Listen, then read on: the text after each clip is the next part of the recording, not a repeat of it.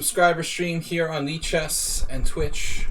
My name is International Master William Pascal.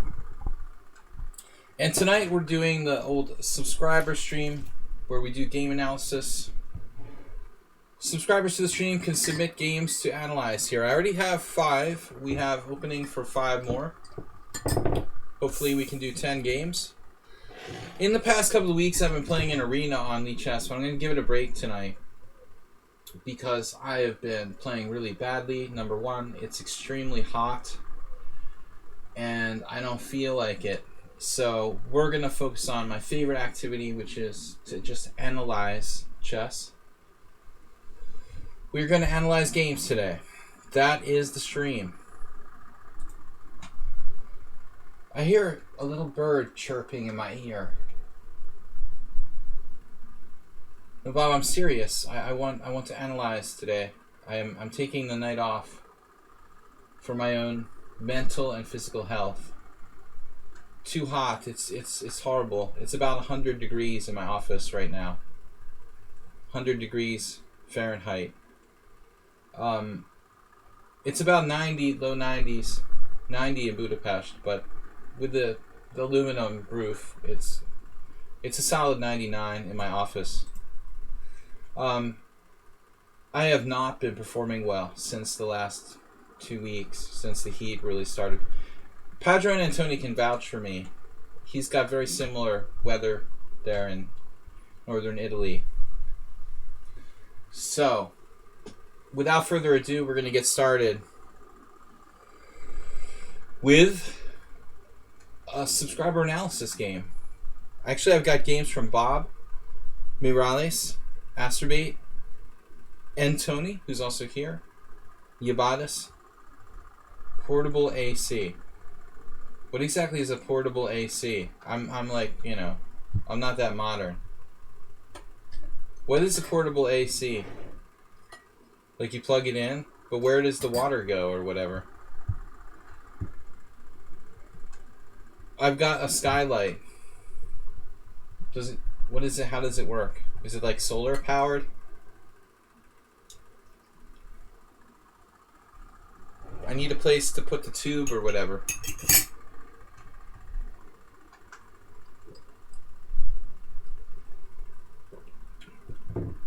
I think it's time to start really exploring our options. This is new to me. You know, I haven't been in the summer in this apartment but once, and it was 10 years ago, and I don't remember, like, very possibly traveled a little, probably not so much. I don't know what I did that summer. I was playing a lot of poker. Not really sure. Alright guys, so welcome to the stream. Please support the stream. We need your donations. We need your support. Ponda's taking his pajamas off. He's so hot. You know it's hot when Ponda has his sleeping bag. Excuse me. His sleeping bag off. Alright, so the first game in the list is Bob. Bob submitted a game against someone we've been missing this week. Mr. Slow. Mr. Slow, we saw one stream recently. Or no, was it against Alms? It was actually a Bob game against Mr. Alms. Wait. You guys see all my private emails here. Bob, where's your game? There it is. Bob versus Alms. I'm sorry. Alms. They're both German. I got them confused. Bob versus Alms for Analysis Thursday. So this is from the Tuesday night tournament. We hold every Tuesday. And, well, lately it's been a Swiss battle. Swiss tournament. Swiss Ponda Rapid from Tuesday. Antonio, welcome. Alright, Antonio also got the game in. Bob's got a game in. Asterbate's got a game in. Antony's got a game in. Yabatis is here. So who else? We're still good for 5 more players to submit games. 5 more subscribers to submit games for analysis. Alright, let's get started. So the Bob Bob has a tough task here. He's playing black against Alms, and our friend Schieberspieler complimented Alms for how solid he is. He keeps challenging me to rated correspondence chess. And now he's drawn like the last two against me. He's starting to siphon off my rating points. And I start to wonder, like, is it really a good idea to play correspondence games with Alms? Because he is so solid. Maybe we're going to force him to play casual. Alright, let's get started. So Bob is black. The black Bob, not as dangerous as the white Bob. Antonio Morales, you know that Antonio is the abbreviation of Antonio.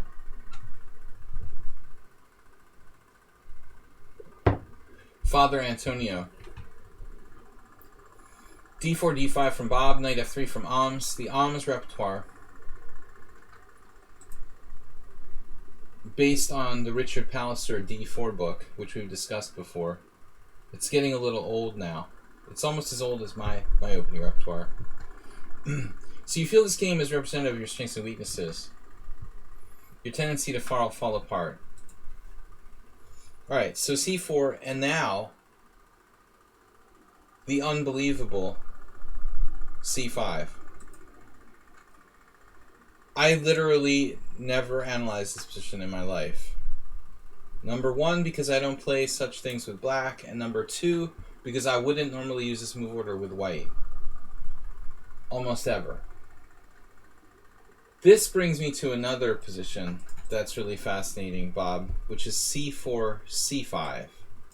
And that's the Rubinstein Sanitarium variation.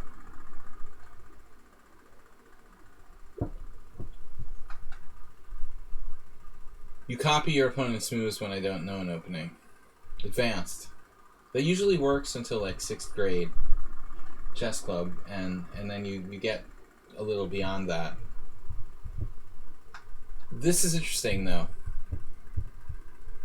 But I never really looked at it in terms of the symmetrical pawn square with the knights on F3, and I've seen this variation a little bit. But if we go to this position, honestly I have to confess, I don't recall anyone ever like playing C5 in this position against me. If people want to do that, like, they're basically going to do it usually right away. By the way, Bob, you might consider playing like C5 directly. This is... I'm going to turn off the engine because it's going to overheat my computer.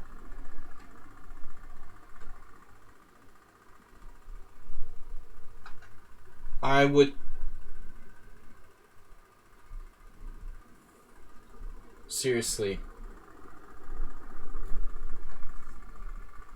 I would seriously consider playing C5 right away. You thought this was a Queen's Gambit with worse tempo. You're playing a Queen's Gambit down a move. Yes, sir. That's what you're doing. But the other variation isn't any better. What's up, guys? Analysis stream tonight. So... World Loser, good to see you. Rookman. I think this is a good suggestion, honestly. Anyways, let's take a look what happened here. So Knight F6, C4, C5. This is one of the only variations where you probably surprised Alms in the opening. Takes toward the center. That's a normal line. Now, I guess you're supposed to take on D4 here, maintaining the quote-unquote symmetry. And I suppose it's like Queen D4, Queen D5. Knight C3 with the forced endgame. Queen D4, Knight D4. Karyak and Svidler. And there's a problem here with this. So...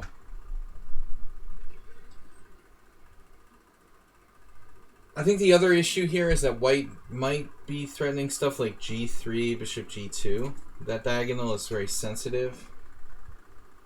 If possible, G3. A6 is the most common move here.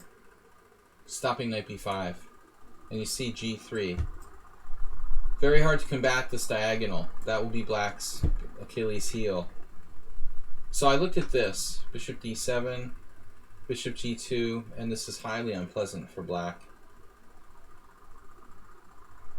If knight c6, just a really bad structure in the endgame. So it's like e5, knight, I don't know, maybe knight c2, bishop c6, and it's not that bad. You can play this. White is like infinitesimally better.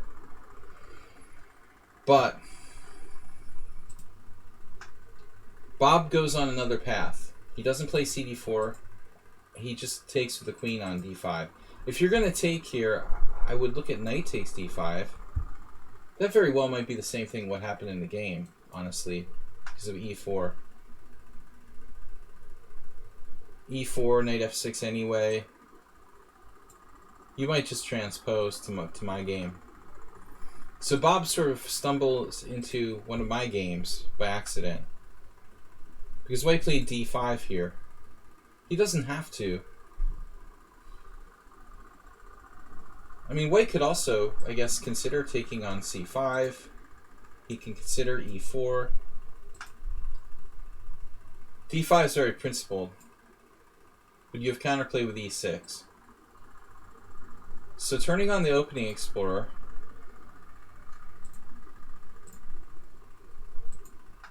so far nothing. But then white plays e4. Still, and now no nothing. There are games now.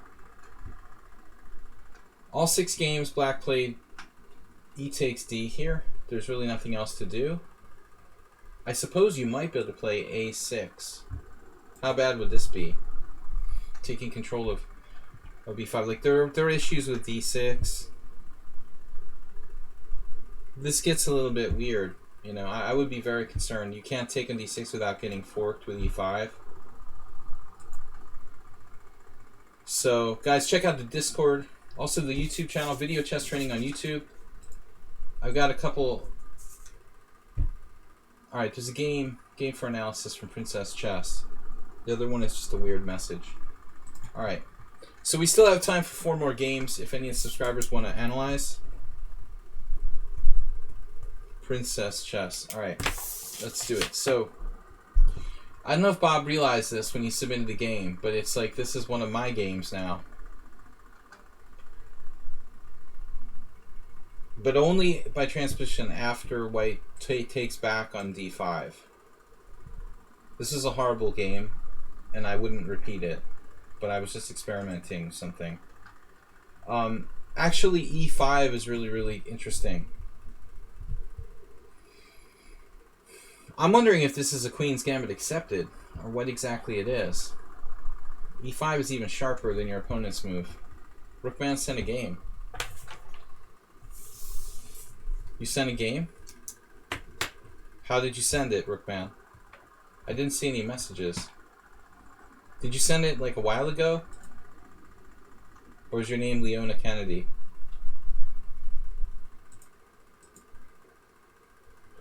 This is interesting. e5. If you want to go back, there's a variation like this. d4, d5, c4, takes, e4. Okay, we'll check, Rookman. c5. I don't remember getting a message from you, but could be. c5. It's not a very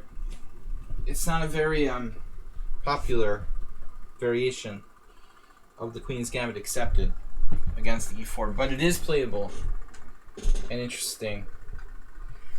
c5, d5, knight f6, knight c3, e6. So are we transposing here? No, it's different because the bishop's already on c4. Yeah, now here if bishop c4, e d5, you have to take. But what about if that knight f3 move? I see. So knight f3, e d5, and e5.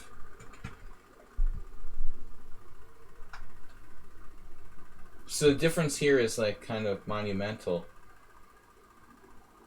Very, very different from the other position. Black has that, the pawn amoeba from hell here.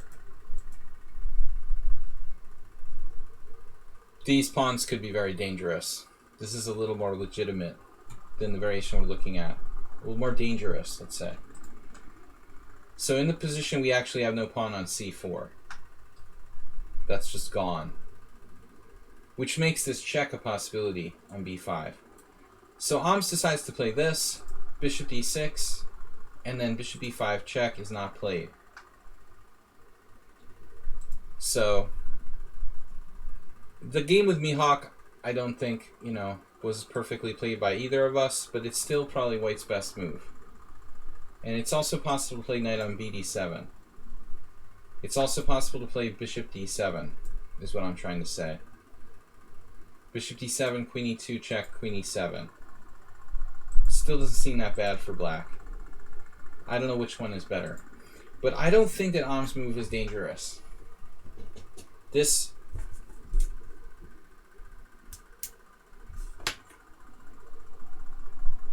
just doesn't seem as critical. The problem is that White is getting stuck here along the e-file. Black's getting out with castles. And White has to develop passively with like bishop e2. Just doesn't seem as good. I mean, it's a nice pin, I admit, here. But the basic premise of Black's whole position is that Black has a better pawn structure. So if White doesn't generate any real threats, eventually we'll play a6, maybe b5, bishop b7, knight on bd7, get really fluid development, and the white pawn on d5 is just a weakness. Plus, because it's isolated, separated from the rest of the flock, the queen side, Black also has the queen side majority and an outside pass pawn. So you got Ahmes out of book, you got him into a position where White objectively doesn't even have an advantage, and then you played this, which is kind of logical, if you're not really attuned to what's going on here. You have the better structure. If you had all the moves in a row, you could play like bishop b7, knight d7, but whatever. But the problem is, this is a very key idea, Bob. This isolated pawn and the blockade of the isolated pawn at d6. There are two ways he can potentially threaten your whole existence, or the whole basis of your position, which is like the blockade or bishop on d6. a6 is a very good idea, but I'm a little bit worried about knight e4. I don't know how we're going to deal with knight e4. So there's like two things that concern me with the knight e4 and the knight b5. b6 doesn't address anything. We can defer here. I'm not taking challenges, and I don't play 3-2 if I was. h6 is just like deferring the issue. What happens after bishop h4? I mean, I could suggest something like rook e8. Now let's say castles. And now a6. And I think this might just work. Because the threat of b5, White probably has to play a4. The only problem now is the pin. How can we mitigate that? Ideally, we would play knight on bd7, knight f8, and knight g6. Like a snake Benoni. Very similar to like snake Benoni here. This is probably the best we could do. Rook on e8, doing a good job holding up this knight e4 threat. The a pawn stops knight b5. I think it might be a playable position for Black. Yeah, the computer thinks it's close to equal. Knight d2. That's a disruptive move. Now we can play this, queen c7. Hitting h2. So let's say h3. Now what are we going to do about knight c4? I don't like leaving my engine on because my computer processor is very, very hot. So just momentary glances at the stockfish. I'm a little bit concerned about this. Knight coming to c4.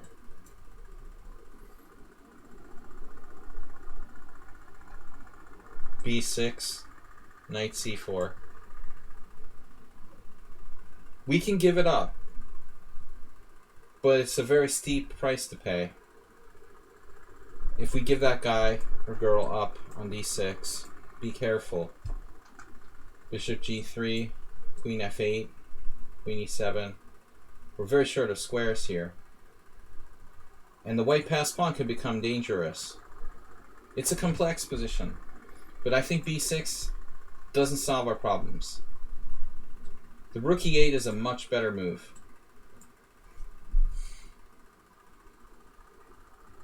More constructive.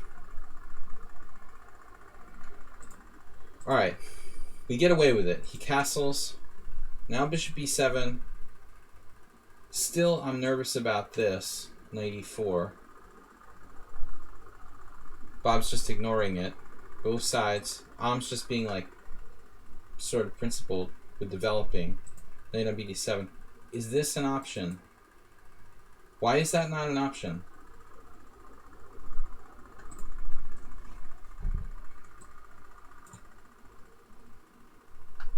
Surprisingly, you can just play this.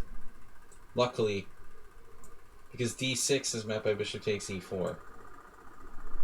That's kind of a handy move to have available.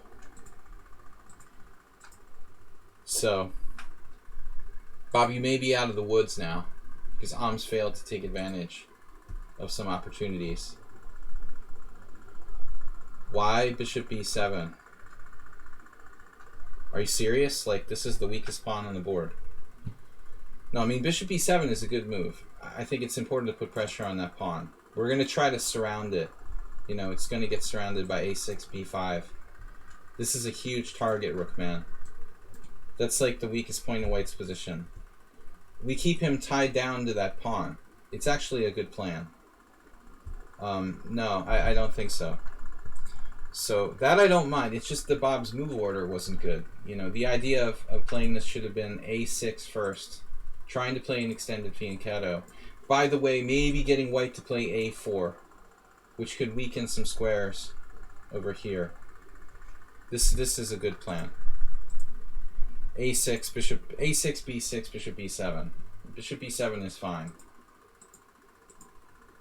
Black is probably okay now. White is tied down with a bad structure. This is not good for White. You know, having a bishop on c4 with a pawn on d5 and a knight on c3 and a queen on d1. All of his pieces are tied down behind his pawn on d5.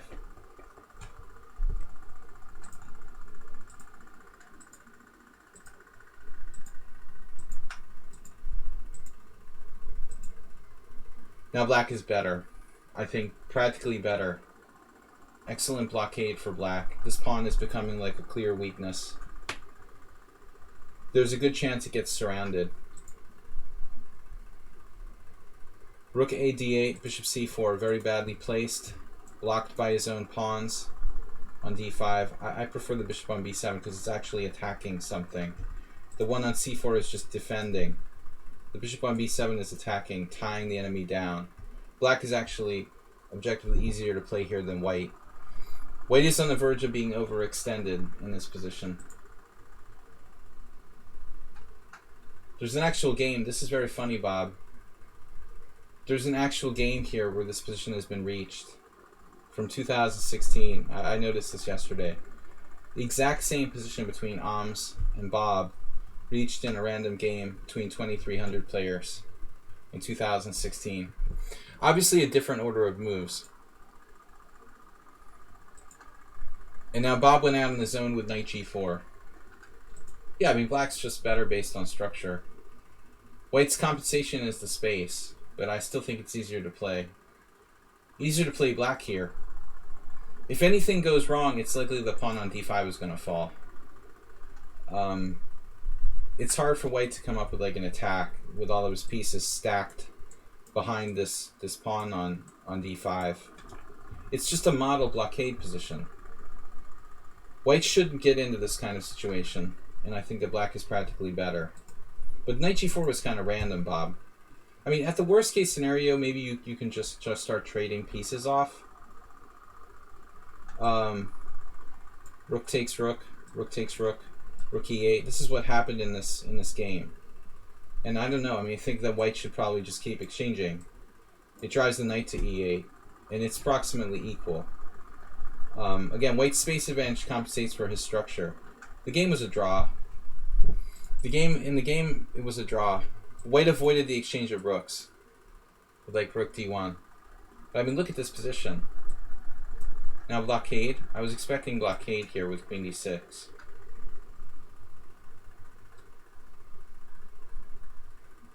Shanklin talks about how a minor piece imbalance benefits the blockading side and should avoid like piece exchanges. Interesting concept.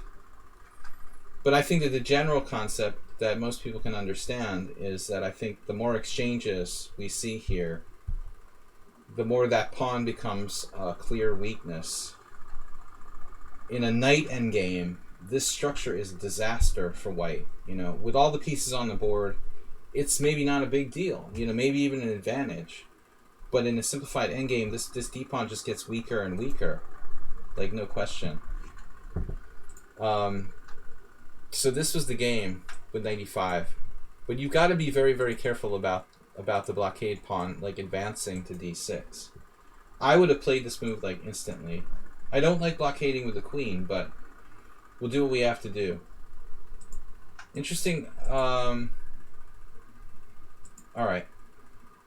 Anyway, let's just see what happens. So Bob played knight g4. Bob, what's the plan with knight g4?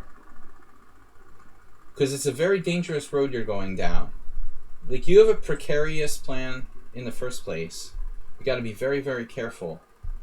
And I think simplifying is the way to go here. But you went out on a tangent.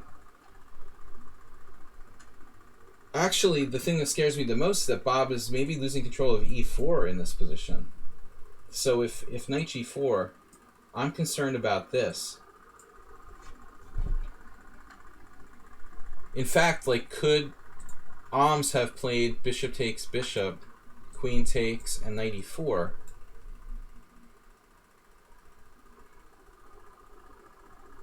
You've got to be very, very careful. And maybe you're okay here because of queen f4. If not for that move, you're probably toast. This move, luckily, difficult to challenge the queen on f4 because g3 hangs a piece. Queen takes. But you're very, very lucky that he can't exploit you here. You gave up control of that. This is a problem too. Queen f5, the same thing. This square here, queen is very useful there.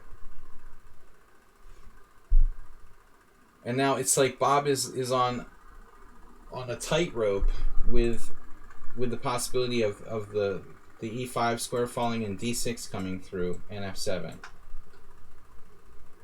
And it might be okay. See here, like, Ahmes gives up his bishop for the knight.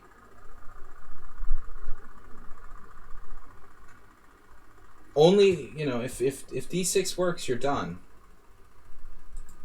He doesn't really want to give up his bishop for that knight, though.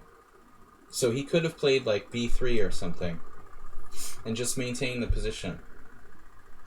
Because this is not that big a deal, like taking here. Suddenly, now the bishop really is buried.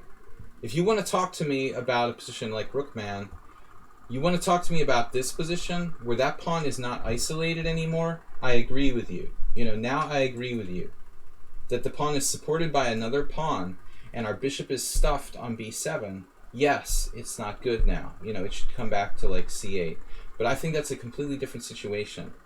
This exact position where that pawn is isolated, I don't think the bishop on b7 is a bad piece. It's actually a bad piece in this kind of structure here where we're shut down by the pawn supported by a pawn. Now we're going to have to evacuate back through c8. But this is different. So b3, Ahmes can just hold the position. He tries to play bishop takes e5, rook takes e5, trading rooks. But what's happening on d6? What's happening on d6? Is there anything here? f7, queen f7. Is there a tactic? There's no tactic. d6 doesn't work. And actually now Bob is threatening bishop d4. So Ahmes just screwed up. I think he actually worsened his position by giving up the dark square bishop. Padron and Tony, yeah. In the other structure, b6 would be a target. Absolutely. The last thing Bob wants to do is like give White a protected pass pawn on d5. That would really improve White's position. So I think, but now stuff like bishop d4, g3, we can just go here, can't we? Okay, it's kind of sharp. White might have knight e4 with the idea of maybe knight e4 with the idea of supporting d6. It's getting very tactical. But everything hinges on control of the center. The other thing about the structure, black might have a b5 type of lever, which is common in the Benoni. It's also possible this bishop just rakes the diagonal and black wins because of the long diagonal. If at one moment you do this in the wrong moment, you have queen c6 and you're getting mated. This particular position, it doesn't work because of bishop d5, but it could happen in another position where it actually works. So White's probably overextended and worse now. If the queens were off the board, I'm saying White's in serious trouble in this position. Like this endgame with queens off the board, I don't want to play this. Now the d5 pawn gets weaker and weaker.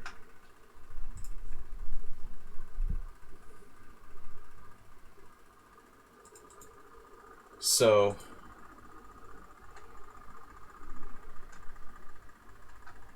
queen d6.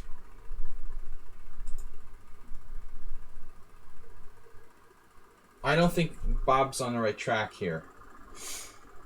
The pawn isn't really threatening to advance. Bishop d4 is almost like a second blockader. Probably White would shift to this open file here with rook e1. I'm a little concerned about that. It's precarious. You have to be careful. Maybe queen d6 now. If knight e4, then you have to calculate stuff. Queen e5, queen g6, queen e5. I'm a little bit worried about this though. Tactics could favor White. Any moment like this, we could be in danger of losing. Like this position, for example, it might be lost in an endgame. It's very tense. Queen d6, Bob e4 square. What if Bob were to exchange his bishop for the knight? That again strengthens White's center. Strengthens the control over d4. But maybe, Bob, you could try it. You could simplify the game with something like this. It's like a very conservative way to play. Maybe okay. The b6 pawn again becomes an issue. You could also try other stuff. Maybe queen d7, targeting a4, trading queens. In a simplified endgame, I think it's probably a draw. Probably a draw. White even still, White might have a nagging advantage here.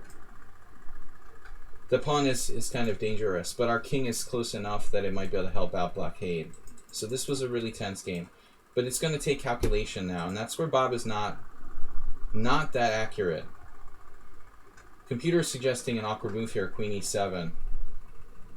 I mean, it looks like either way you're in the oncoming pawn. So now you're basically lucky if you have a move in this position. This is almost like an accident.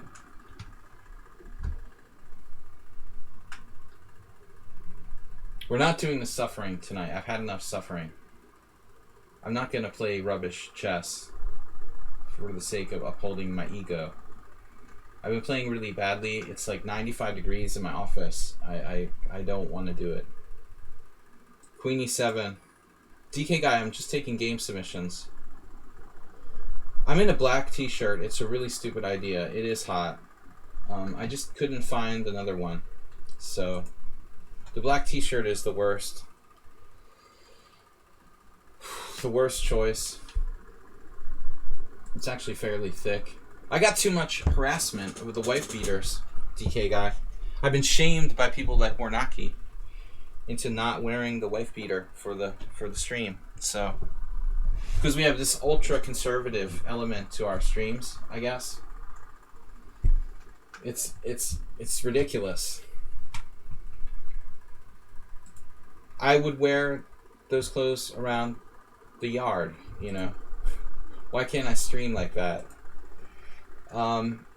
Anyway, Bob here starts to go because of e4. So apparently, you can play queen e7 because d6, we have bishop takes e4, pawn takes e7, rook takes d1 check. Oops. Bishop f1. Now, how does this work? Well, we have a lot of pieces. That's a funny variation. I'm just having fun here. It's okay to have fun, right?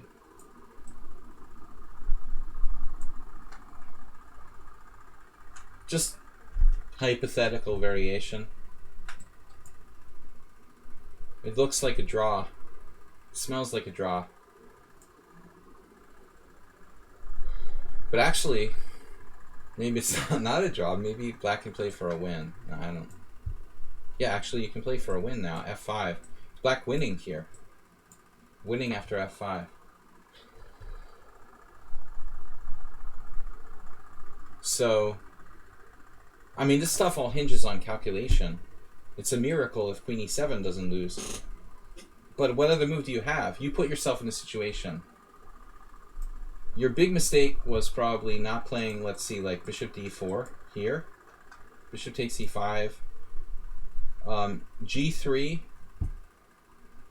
Queen d6. Okay, this was a mistake. If you play this, let me see. I thought rook e1. He takes over the file. But as I said, I mean, the pawn on d5 is very weak.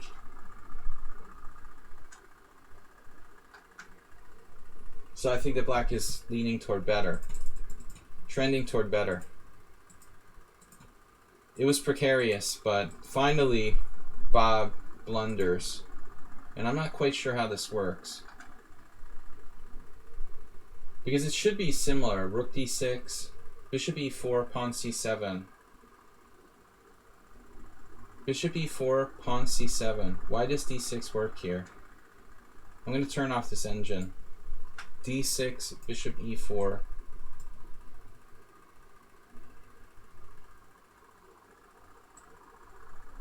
But the answer is not this move, clearly.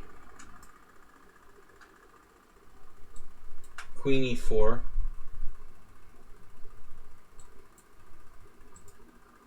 So it's something else. Is it just like queen takes e5? Yeah. Maybe.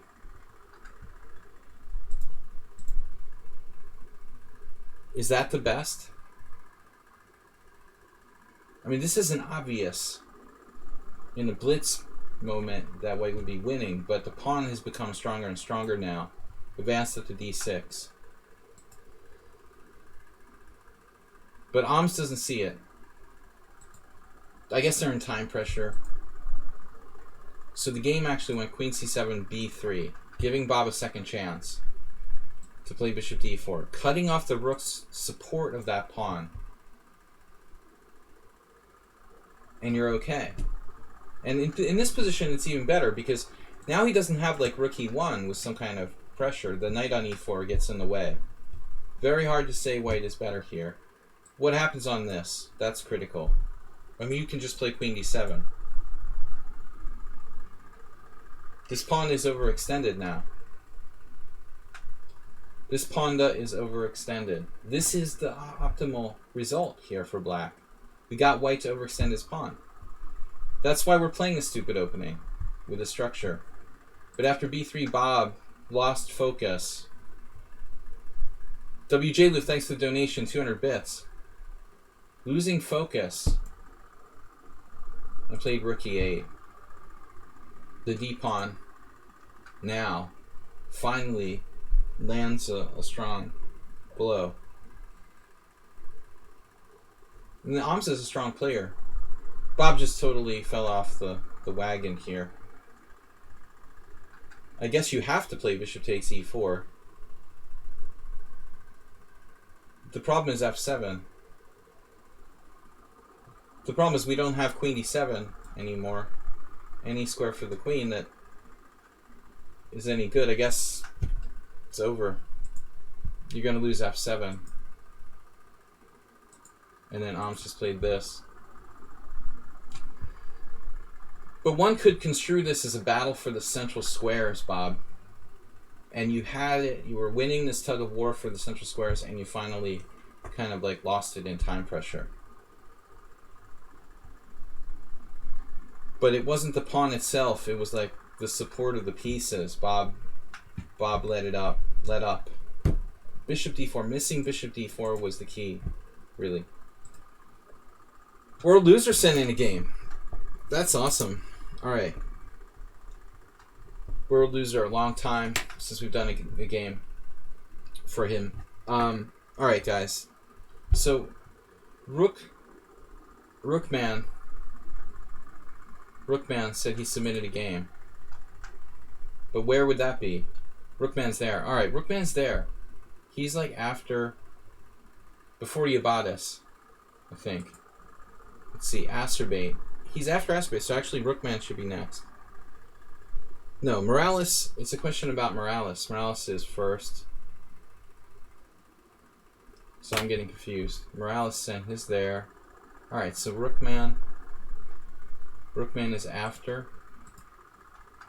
Rookman is after Asterbait. Alright. Thanks for letting me know, guys. Sometimes I miss this stuff. I'm not looking for Rookman because he's new. Alright, guys. We're going to do Morales for Thursday. Yeah, Bob, focus on blockade. Bob had a lot of things to worry about there, though. It wasn't just the blockade. He had to be careful of f7, you know. But fundamentally, you had the right idea. Knight g4 was kind of a risky strategy, though, that worked out. So, Morales for the Thursday stream. From the Tuesday tournament. Oh, everybody has Oms. Oms is like our honored guest today. We also got an... Okay, this one against Oms was maybe my most complete game. More interesting and beautiful was the one against Etez. Although with more mistakes. Finally the one with Krevetko with the Grand Prix style. You choose this. We've already seen Oms, or we could continue the Oms. More interesting and beautiful was this one against Etez. Let's do that. We did an Oms game. Not to diss Oms.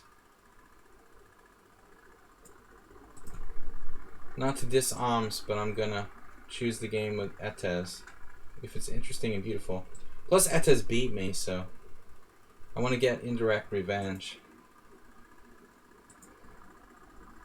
Indirect revenge against my vanquisher from Tuesday's tournament.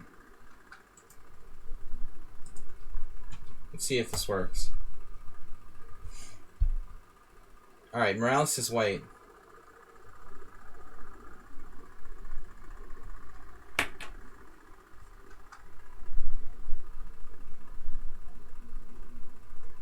Morales has driven me crazy playing white. So we're going to actually see his mind in action here against a strong player. I'm not sure about Etez's strength. He seems to be a master. E4, C5, Knight C3. Alright, so not my thing, but a lot of people recommend E6. It's the second best and most common plan against the closed Sicilian.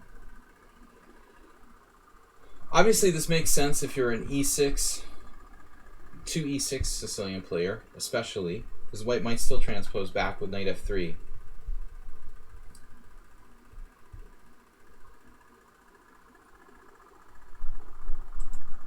In other words, what I'm saying is it's harder for people who play Sicilians based on A6 or Knight C6 to play E6 here. If white decides he wants to go back into the normal Sicilian, what is a Najdorf player going to do now? Alright? That's a serious problem. You can't play this if you're a Najdorf player, essentially. Right. Najdorf and Dragon are in trouble. D6 on move 2, base systems. So Morales actually uses this knight f3 move order here. Interesting. I mean, I was expecting you to go to a closed Sicilian. f4 doesn't have a great reputation. It's playable. Morales doesn't seem to like it. g3 is solid. That's definitely playable. So interesting that Morales goes with knight f3. And now a6. So I wonder what Morales is going to do if black plays something like knight c6 here. Back to our bishop e5 system. He's going to use that, maybe Rossalimo, with knight c6, bishop e5. The knight e7 might be a good anti-Morales system. This gives me some ideas, Morales, what to use against you. Alright, so knight f3, a6. Now you go into a closed Sicilian where a6 is getting played. I've tried this against him, but I don't know it too well with black.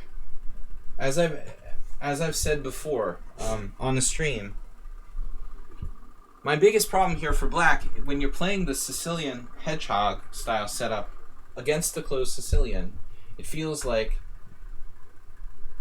let's just say white doesn't play for d4. Let's just say white plays like g3, d3, bishop g2. It feels like black has no plan. White has the plan of f4, f5 in the closed Sicilian, but black doesn't really have a plan. Black will have to choose a careful moment to play d5, else he just has a passive position. So he plays b5, and now bishop g2, and now didn't I have the exact position on the board? Didn't I have the exact position against you? Alright, so we had the exact same position.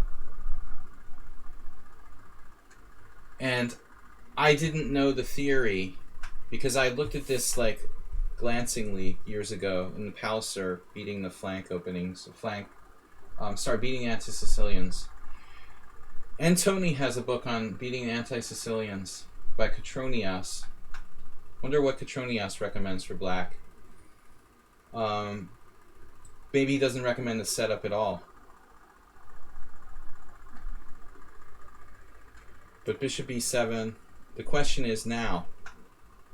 Antonio played this against me as well, and I wasn't sure if I should go b4 and take that pawn. So there's actually quite a few games here. Dubov versus Grachev. Larry C against Plugievsky from 93. Wow. So I'm curious what Plugievsky, the great Sicilian expert, did against Larry. Yeah, he went for it. So b4, knight a4, and bishop takes e4. Okay, so this is known as far as that 1993 game.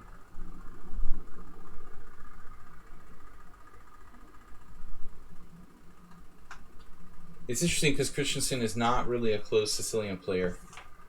But that was a long time ago. 93.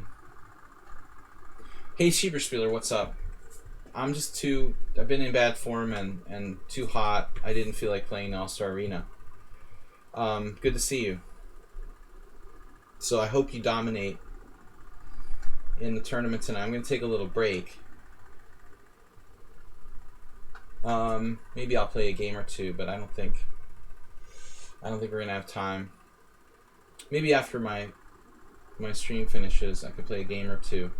If I'm not totally dying of heat exhaustion. So I didn't know, Morales. I didn't know.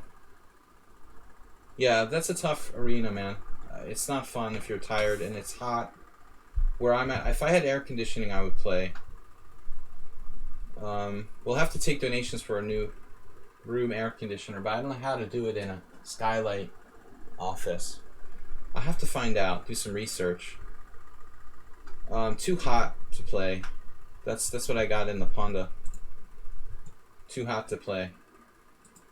The Panda blurb today. Get rid of my t-shirt. Of course, if I could get naked, but if I even wear like a sleeveless t-shirt, I start getting complaints about my decency or whatever. It's ridiculous. So, if you guys help me support me for a new air conditioning unit, I didn't know whether to go into this. Let's see what Etes did. So the same gambit. He plays h5, master. h5. Absolute bullshit. Wow. It's like maybe Etes is secretly Aldisto. This is a good move to play against someone who likes the initiative, though. It angers people who like the initiative. Like, how dare you play h5 against me? That's totally unprincipled, and you're trying to attack me like a caveman. Morales wants to have the initiative. Mr. Coffee with the AC fund. Mr. Coffee, 10 emotes shared.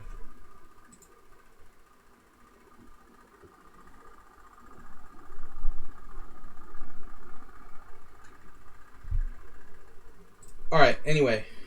h5 is not a good move, I'm sure, like if we analyze the cold truth of the engine or whatever. But it's a reasonable practical try. Yeah. You want to take it open. I mean, that's what I try to teach people, like beginners and stuff today. I just wish we had rook e1 almost. Because it's like, if you have rook e1 in already, you might even be able to play something like knight d5 in this position. What I'm thinking about is crazy stuff like d4, knight d5. Or when he plays b4, we can play knight d5. Not retreating our knight away from the center, but diving in the middle of the board. I'd really like to have rook e1 in, so that when I play like d4 and he plays b4, I can just play knight d5. I don't want the knight having to go to like b1 or a4 or e2. You're going to put it on a4, presumably, where it has more activity than the other squares. So, I mean, yeah, I'm just going to ignore h4. This is not a position to play like h4, h3. I'm not that scared about this, honestly.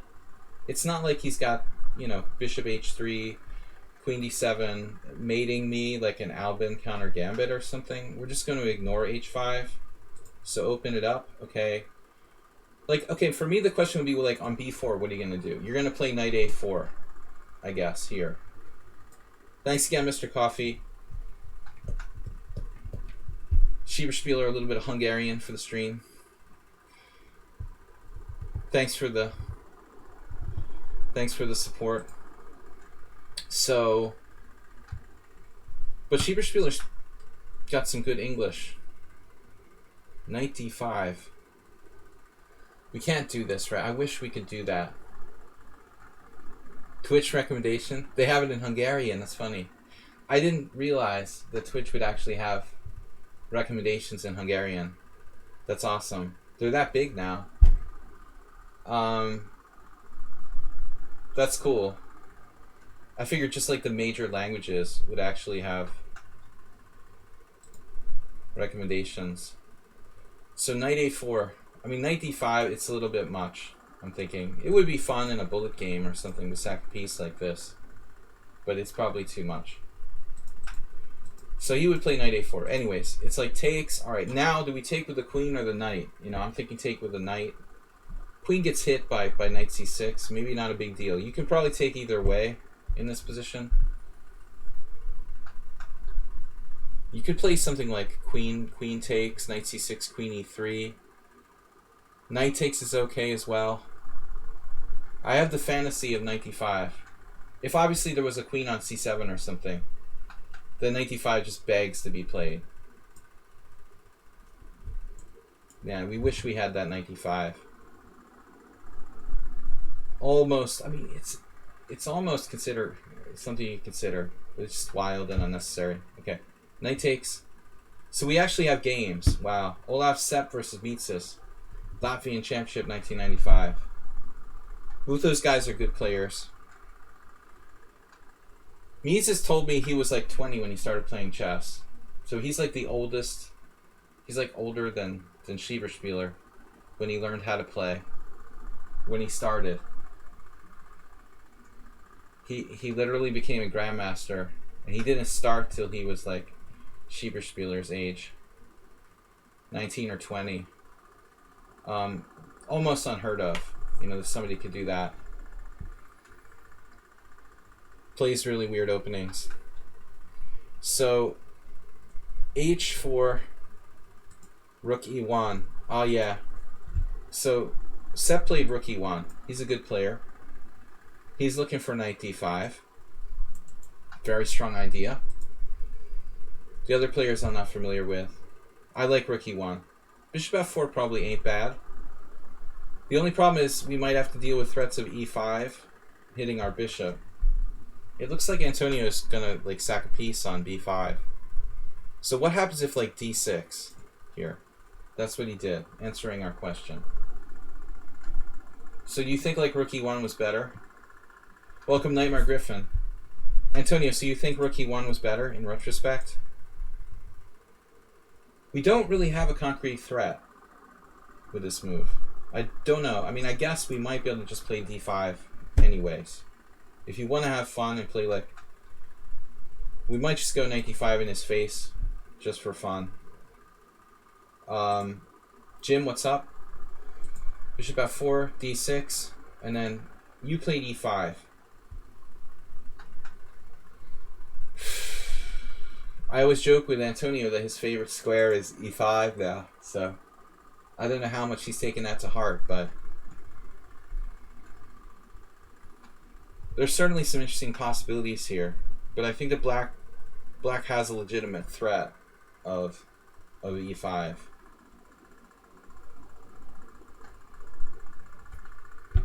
That's kind of annoying. It's really kind of annoying. I don't know, I'm even thinking of ridiculous moves like queen g4 that's stupid. I don't know what to suggest here. It just seems like bishop f... Yeah, it just seems like bishop f4 was a mistake. And now we're kind of screwed. I don't even know where to put it. I mean, like, putting it on e3 to avoid the threat of e5, it's so lame. You could sack a piece for a couple pawns. I don't see enough there. You go sacrificing on b5, it's not enough. Clearly. So I understand in a way why you played e5. It was difficult to find a better move that didn't seem like it was passive.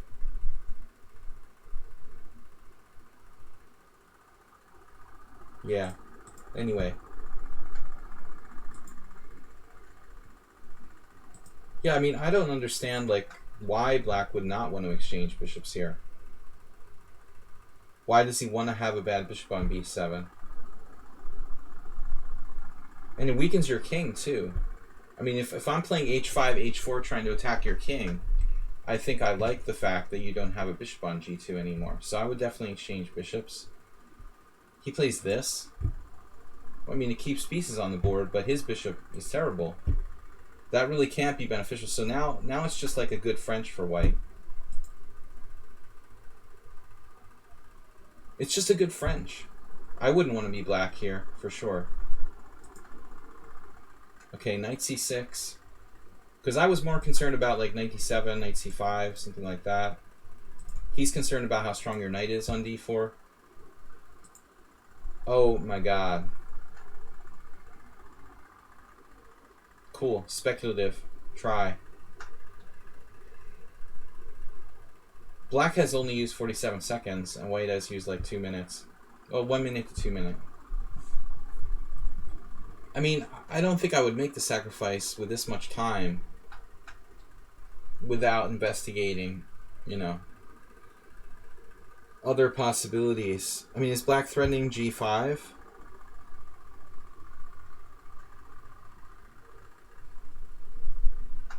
Knight takes b5.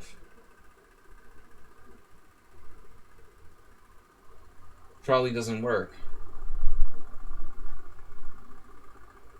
So, but I mean, just positionally, like, white is better with the space. It's like a classical French. If we just support our position, even if you played maybe like 92, white's better, barring g5 being a problem. That could be a serious problem. But then again, like, your sacrifice might be stronger after g5. If you literally like waited for him to do that, like a trap, take, check, king d7. This is still not really convincing though, you know. It doesn't look really convincing. Doesn't feel like that benefits us. So you do the sacrifice right away with knight takes. Okay, I don't see a better move. I mean, it looks interesting. If somebody sees something, let me know. What do we got? A pawn, 2 pawns, check.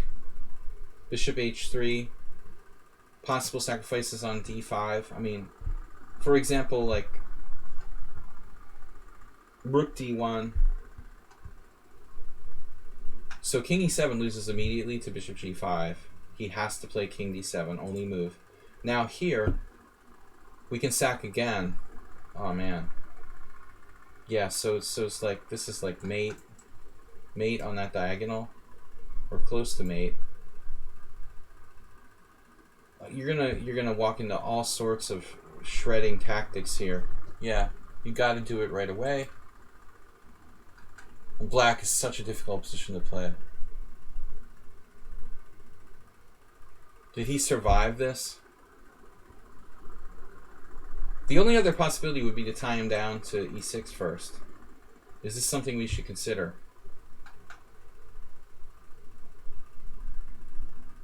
Then queen e8. See, that's probably an issue. That would slow us down. Threatening a trade of queens. We don't want a trade of queens.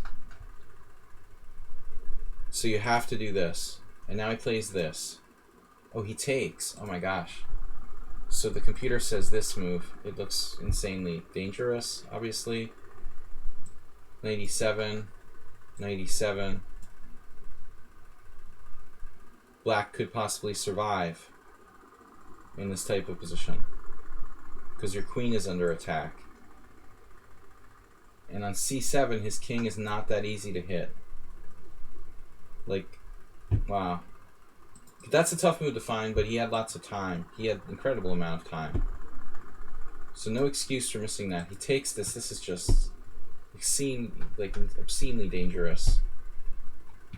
Wow, I mean, e6, check, bishop h3.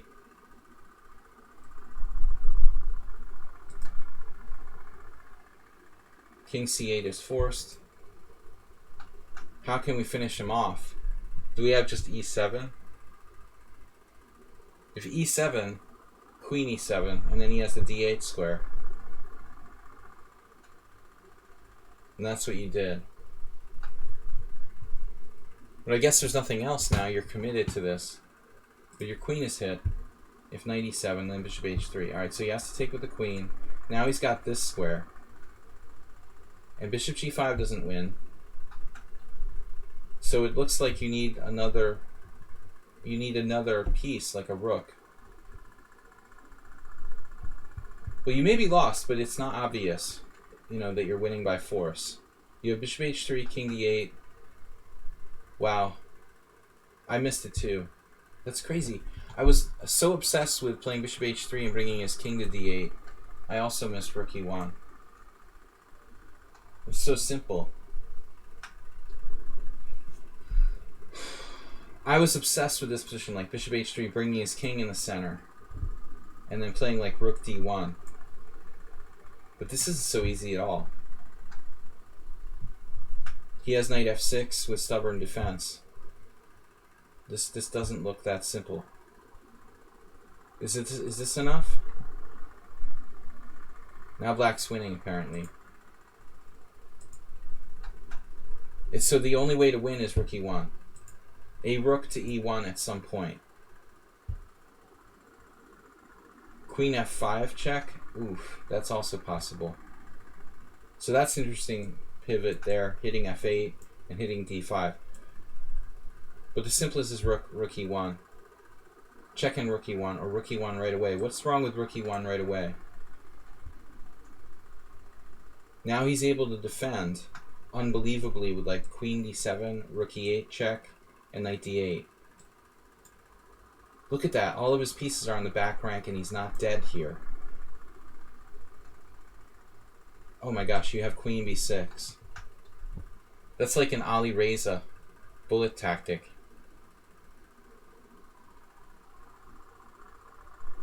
It's still not over. Even Stockfish doesn't know what's happening after 20 moves. Wow. h3, stopping bishop h3. So why is bishop h3 a bad move?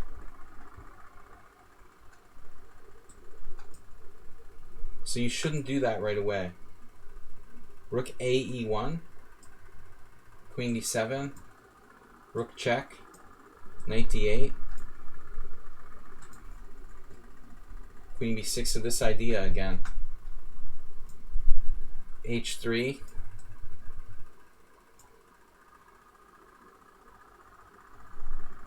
This is crazy though. You couldn't possibly calculate this. And now here, with the idea of rook e8. That's just ridiculous. It's funny though. Probably no defense. The secret is the e file. So bishop h3, check, king d8, rook e1. The king actually helps protect e8 there. And he sacks his queen. But there's nowhere else to go. I can't believe you lost this.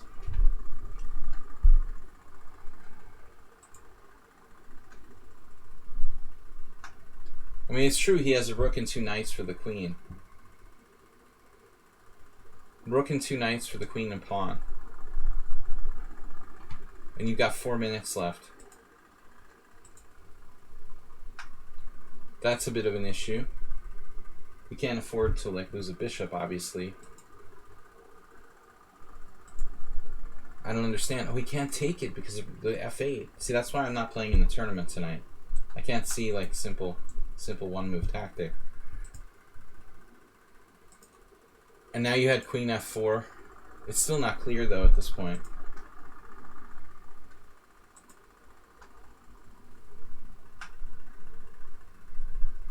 Wow.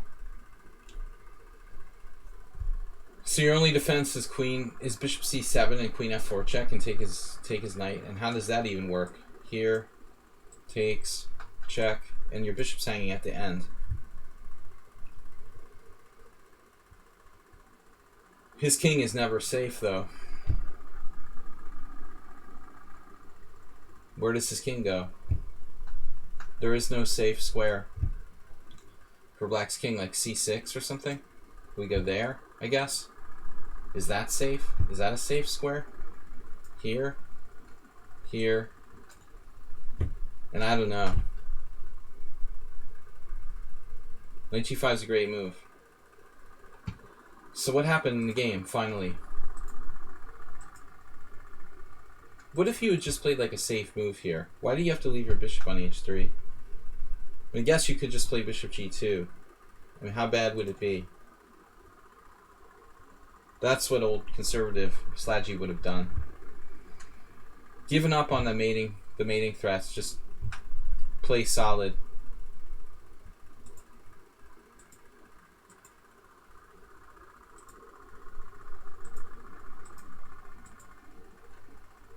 Take on e7. Not in this position. That's what happened in the game. Wow. So this just doesn't work. You could just take your queen and take your bishop. Can he? There's a trick, like takes. Why can't he just take here? Oh, you're taking another piece? Yeah, this is winning. You just lost your mind after that. Queen f4 was possible. So you were still in the game. You just missed this knight g5 and then freaked out. But bishop c7 is a little tricky to find.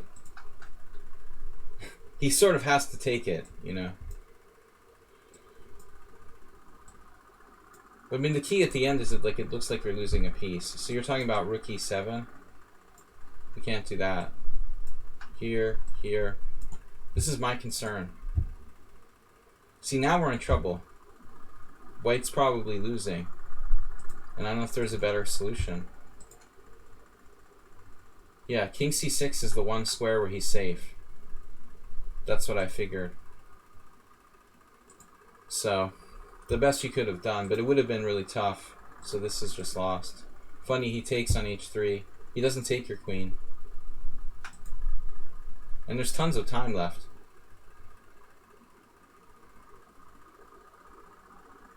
Leaving your queen on the board.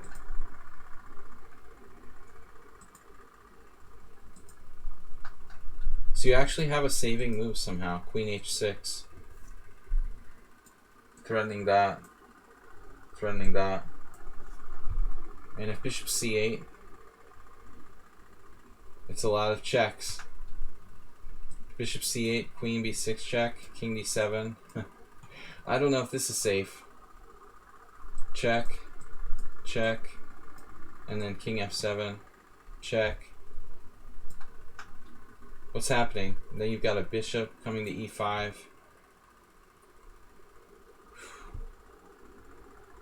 It's probably like a perpetual check. Very crazy game, man. Thank you for sharing. So Antonio finally lost a thread. There's just too many pieces. Impressive, this guy, though.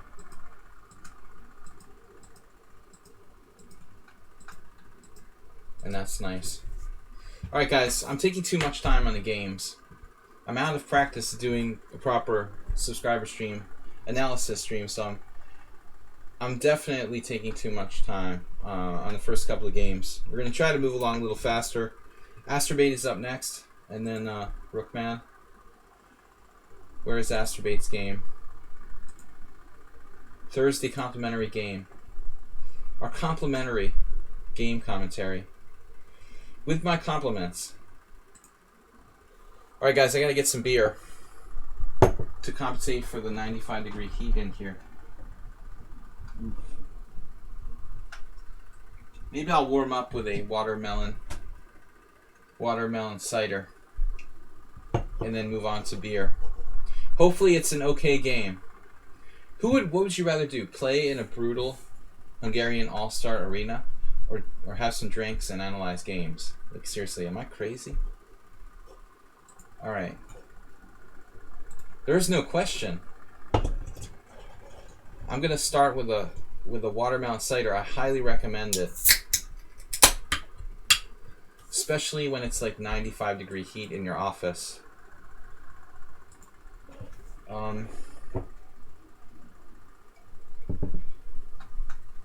It's good you don't live in the United States, Schieberspieler, where the drinking age is 21. Hungary is much more liberal. Alright, so we've got the Astrobate with 3 inaccuracies only. Astrobate white. Oh, we never get Scandinavians from Astrobate. e4, d5. He has his own system here. Queen takes, and this is his pet variation, d4. Actually, this isn't that bad.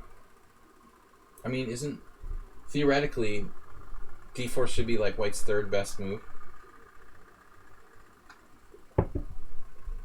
Knight c3 is number 1. Knight f3 is very popular, and d4 is the 3rd best move. Once I knew this guy who played queen f3, I don't understand, you know, what are you doing? What kind of move is that? So d4 is not bad. It theoretically lets black equalize. And now knight c6. I think that's okay. But e5 is the better move. Now, are we transposing to some sort of Danish gambit? Is this where we get a Danish gambit transposition going on? Let's ask our Danish gambit expert.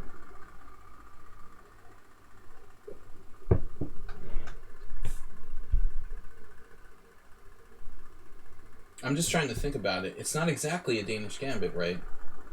But after knight f3, e takes d4. No, that won't be a Danish gambit. Now black would have to play knight c6. Does that even make sense?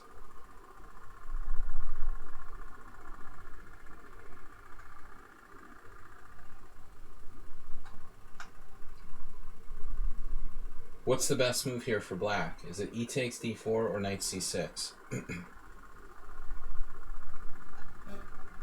Theoretically, e takes d4. And then knight c3 doesn't work because of queen e6 check, so we have to just take. This is nothing special.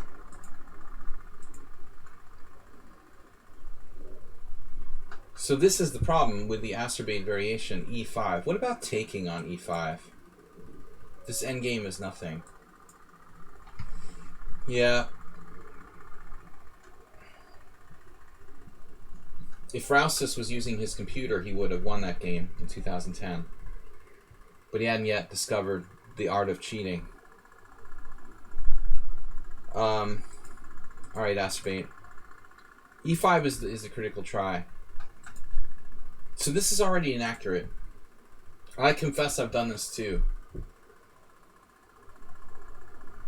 It just feels active and aggressive to play knight c6, but this is not quite as good. Now knight f3. But acerbate has this variation with bishop e3. This is his favorite line. This is the acerbate queen trap variation. Now e5, but the guy doesn't do it. So it should be e5, and then acerbate does like c4. Queen a5 check. How do you play this? Bishop d2, right? So you trapped like a million people's queens where they went here. Then play c5, queen takes b2, bishop c3. You've done this like 1,000 times. Trapping the queen on b2. I don't know why anybody puts their queen on b6, but that's happened in like 3 or 4 of his games. Technically, you're supposed to play knight f3 here, or knight c3 or something else. I guess this is bishop e4. That's also fine for black. It was in the lichess puzzles, that queen trap. It's funny. So you like doing this, even though it's not technically that good. What about bishop e4 check? Is this just good? We looked at this once. Is this just good for white now? After bishop e4 check, knight c3. You could sack a pawn in this sort of position.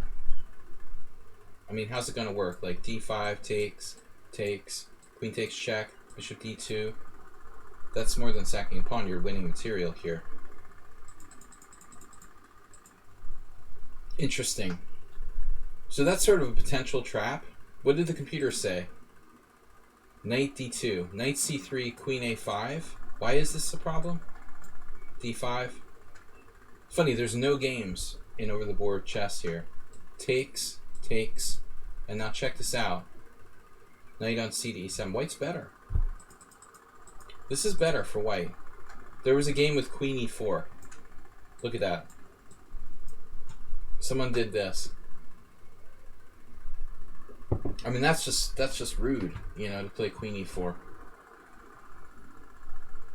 Just because it's like a weird move, I'm gonna play queen e4.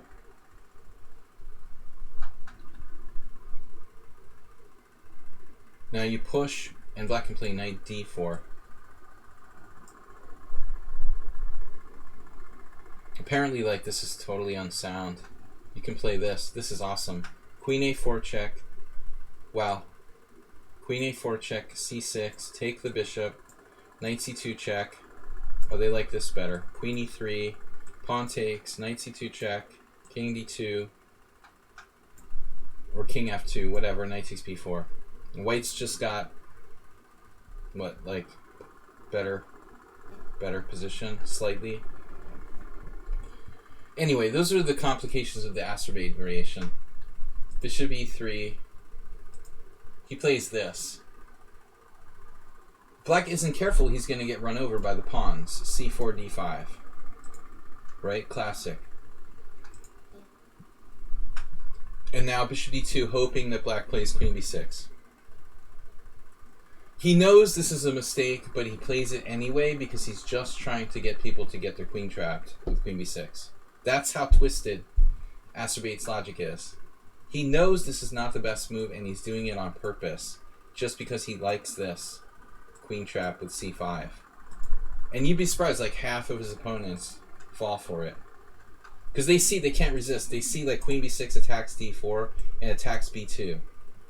They're just like bodies piled up in the corner for all the people that like fell for this trap. It's ridiculous. This guy's just like number 7. And there it is again. Unbelievable. The 17th person who fell for this trap. Oh, I got a free pawn. No, you didn't. He got your rook, though. Great. And can you finish him off now? That's funny. World Loser likes it. It is cool. You know, it is cool. I appreciate this. Yeah, no nonsense here. C6 doesn't seem necessary, but it's not a bad move. Asterby, what'd you get? 3 inaccuracies for the whole game. 23 center pawn loss. Solid. He loves this. Loves this battery, too. Black just said, alright, enough. I'll let you. Where's the mate? D5. You didn't let him get away. Wow. That's beautiful. Mate with the smallest form of material. So Asterbait, that was entertaining, man. Thank you. So Asterbait is a dangerous 1500. When you can play games like that sometimes. Alright, Rookman is up next. Which I did get the game. Rookman versus Amex. Okay, so wow. Where was this from? This wasn't from the streamer battle, was it? Was this a streamer battle? It doesn't specify.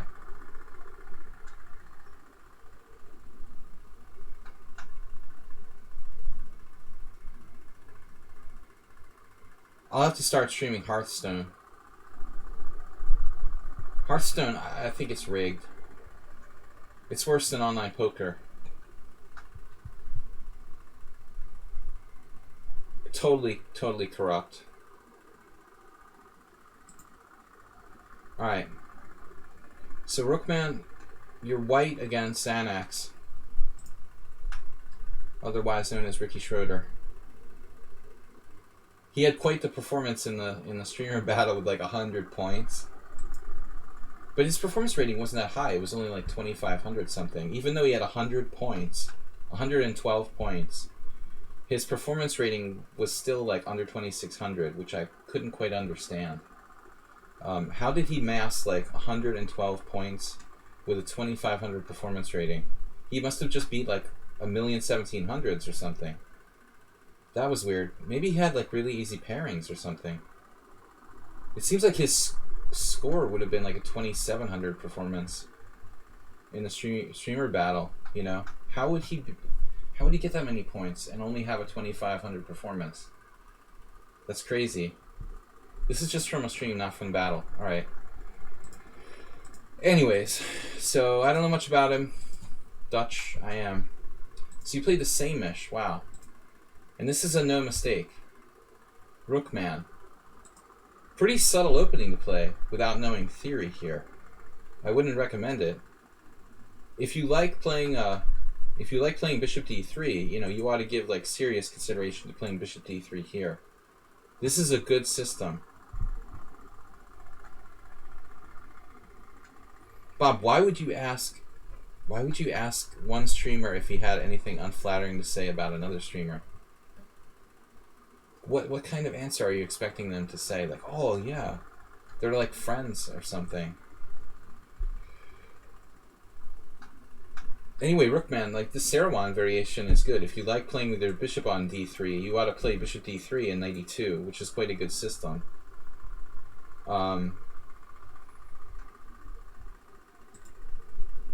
Yeah, Xanax must be a really good bullet player, I assume.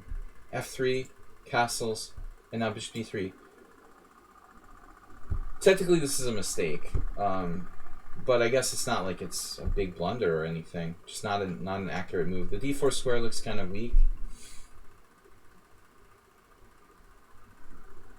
I'm not sure if there's any way that black can really punish it. The way that Xanax played here makes sense.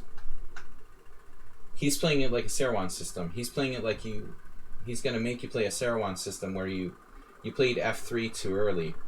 The computer wants to just go straight up Benoni, which is interesting. You wouldn't normally put the bishop on d3 so early in these f3. I played a lot of f3, same-ish as with white. We normally don't put the bishop on d3 in this line early. I know it's just a 3-0 game, but I want to analyze the game properly, as if it was a normal game. You can also play the normal moves, of course. Bishop e3, knight e2, bishop g5, bishop e3, or knight e2. Those are the 3 normal moves in this position. Anyways, now knight c6, putting pressure on this, very logical. Knight e2, and now knight h5, he didn't play. I would consider knight h5, because that's how you play against the Sarwan system. Anyway, a modern variation against the Sarwan system anyway, where you haven't played f3 yet. f3 might be not that useful here. You know, you might be able to play f4 in one move in some positions. I like knight h5. He plays classically with e5. You must keep the position closed. The problem is black plays knight d4. And I'm going to turn off the engine because it just heats up my computer. Alright, Cheaper Spieler, good luck. We're all wishing the best for you. I tell them I miss them, but I can't stand to play in this heat. My old brain needs to stay cool. Knight d4. So normally, like in the Sarwan system, white would take and then play either knight e2 or knight d5. But that would be a slightly different position. White would be castled instead of playing f3. So the difference here is relatively important. The fact that you haven't castled, it could lead to some positions where like queen h4 check is possible. Castles is a better move than f3. But there is maybe, there are some variations where maybe your f3 pawn is protecting e4. Very few games here.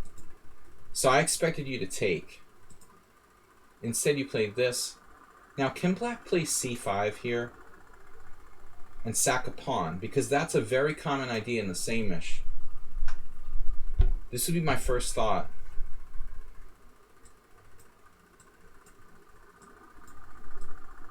And maybe black has some tactics because your king is still in the center. There's the b file. There's the d5 break. There's sometimes tricks based on this. So it's like, you'd even have to look at crazy moves with the knight.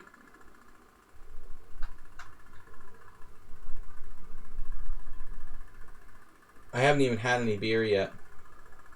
Just watermelon cider. Let's see what the computer says. Nothing. Nothing. Not enough compensation. Very well then.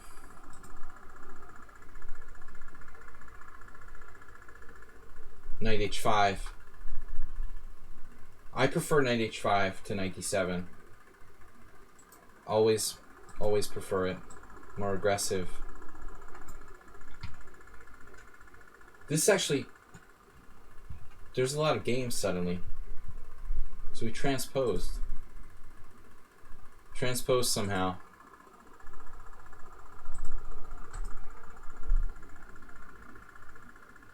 I don't know. At the end of the day, if somebody did something wrong here, it's him to blame. Theoretically, I guess c5 is the best line. Interesting. Knight c6 should still be okay. Knight e2, e5, d5. He should still be okay here. Knight d4, bishop e3. I prefer knight h5. He plays knight d7. You castled. Black plays c5 now. Black's solid here. So I can't really abide by d takes c6. I did see one game that Sarwan played against a Chinese grandmaster years ago, where he was able to do this and play like b4, b5. Yeah. I don't know, like theoretically you could play b4 b5 and weaken the d5 square. White's lost every game where this has been tried. That's not a very good score. So otherwise you have to just live with this knight on d4. And black doesn't stand worse, in my opinion. Computer thinks white's better because of the space with d5.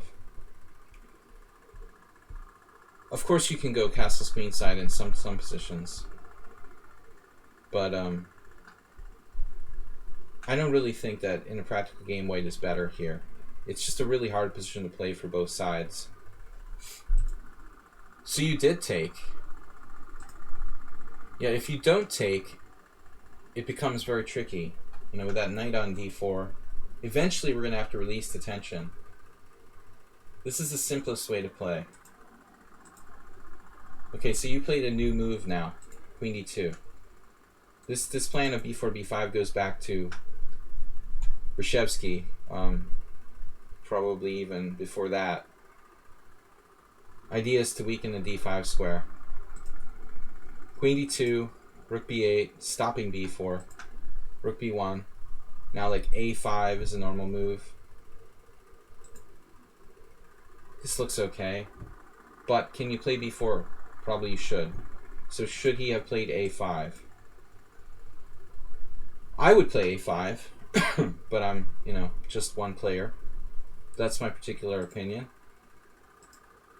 He lets you play b4, and this bishop is not a big deal to give that up. We don't mind trading off that bishop on d3. So he doesn't take it. He plays this. So he's playing for a win here. I think this move is like simpler, probably okay for black. He plays this. It's a, you know, it's a 3-minute game. He wants to win. He doesn't want to trade pieces. Now bishop h6, which I don't really like. You should have played the Reshevsky plan, I guess, with b5. I mean, if, for example, c5, this is an insanely closed position. Even though white is theoretically better with the outside pawns, it's so blocked. Anything can happen. The problem with bishop h6 is, like, trading your dark square bishop here, theoretically, is a mistake. I mean, you've got a good bishop. You've got pawns on white squares, for the most part, and his bishop is blocked by his... He has a bad bishop blocked by his pawn on e5. This is a positional mistake. But again, it's a 3-0 game, you know. So I give credit to the way that black played this game. Both sides, but I mean, he's not playing badly. Even if he loses, he played a correct game. I still think he should have contained your b4 with a5. And now, like, you can start to think about f4 with counterplay. That's anti-positional too, in a way. But I would consider it f4, f5. I mean, that could be a very dangerous plan, playing f4, f5 here. White played safely with knight e2, keeping it simple, putting the pressure on black. Black has to do something. And now c5. All right. So what do? Takes. This is a difficult recapture. I don't know which one is better. Very difficult to judge. Toward the center, kind of general rule. But Xanax took the other way. I just poked my eye out, but I mean, he probably had some concern that you'd get a passed pawn over here. So, I mean, this is significant. He has less control over f4 now. I feel sort of safer taking this way and playing for f5 on the king side for black. That's my default. Very close decision. Computer really has a hard time choosing as well.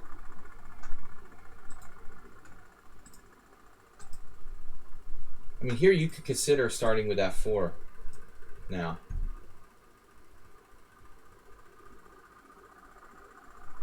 The one thing I like is that you play on both sides of the board. He doesn't know what's happening. Okay, b5 isn't bad. You have a pass pawn, theoretically. a4, a5.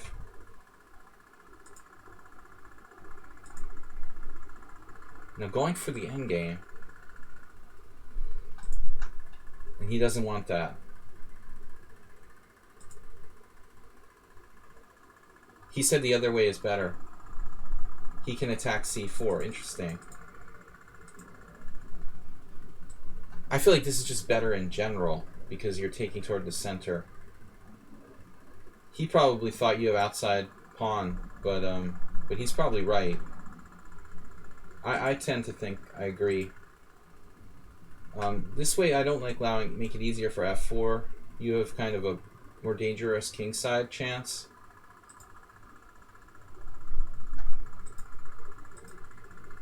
It was a good endgame too. If he trades queens, he's in a lot of trouble and probably has 0 winning chances. That was a good call by him.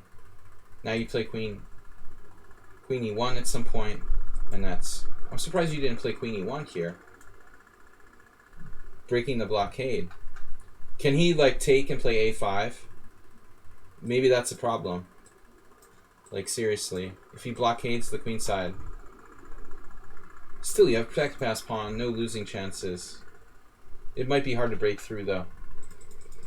Anyways.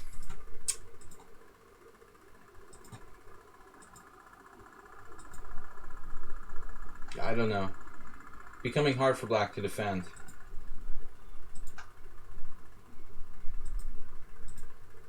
Finally, f4. I expected that a long time ago. And it's backed up by some sort of e5 sacrifice. So rook e5, of course. So how can white break through? Looks like a pretty solid fortress. f6. Can we do like rook f1 and potentially break through at f6? Yes. This is a very systematic game by Rookman. Though I still don't see a clear breakthrough. This is epically long for a 3-0 game.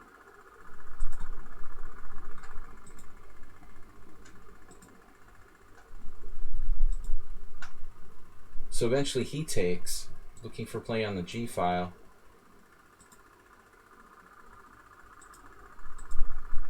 He has a protected pass pawn on d4. His king is relatively safe. But you have this rook e7, big threat. It's a quick game, so the quality sort of goes down here.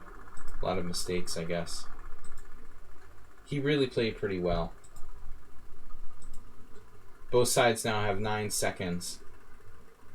You both made a lot of mistakes, but I mean that's normal at this time limit.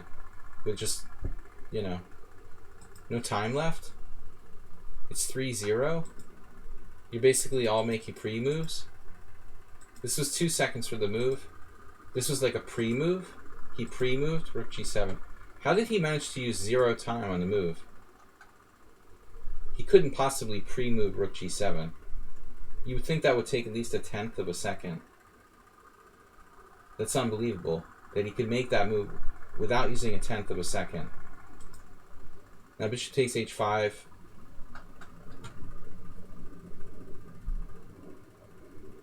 Just dropped a piece. Now how fast did he make that move? You can't expect bishop takes h5.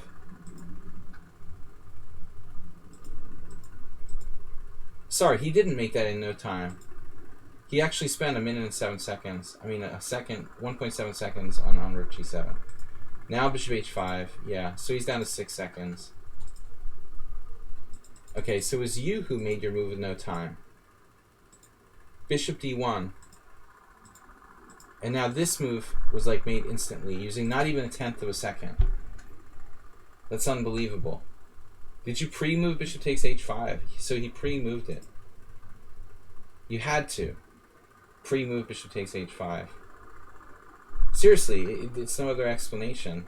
Why would you drop a piece and use no time for that move? That was the secret to his attack. dropping a piece, confusing Zamax with 6.7 seconds left. And now black's down to 5.8. He's quick though. And now he sacked a rook. Counter, surprise, sacrifice. And you counter, unaccepted, his sacrifice. And this is just like ridiculous now. Both sides just not taking free pieces. And white's almost getting mated. But sadly, there's no mate. So black's gonna like lose on time first. Takes the rook, and black actually has a perpetual here. Whoa. But with 4 seconds, who's gonna find it? So it's not a perpetual. He found that with no time left. Impressive. It's just a draw. Maybe white has to make the perpetual. Oh my gosh. Now he just freaks out with 3 seconds left. Whoa. So why not just e7? Anyway, it's now a bullet game. So. Anyways, white has a winning position due to h5. So. Well, that was kind of a bullet analysis at the end. Not what we usually go for here. Alright, and Tony is up next. Still, it was eventful and exciting. I like the bishop takes h5. Bishop takes h5 strategy of hanging pieces. That cost him like 1.7 seconds. I guess. Figuring out that you hung a bishop. Alright, Il Padrone.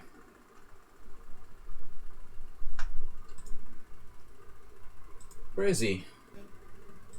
For subscriber analysis. This is serious.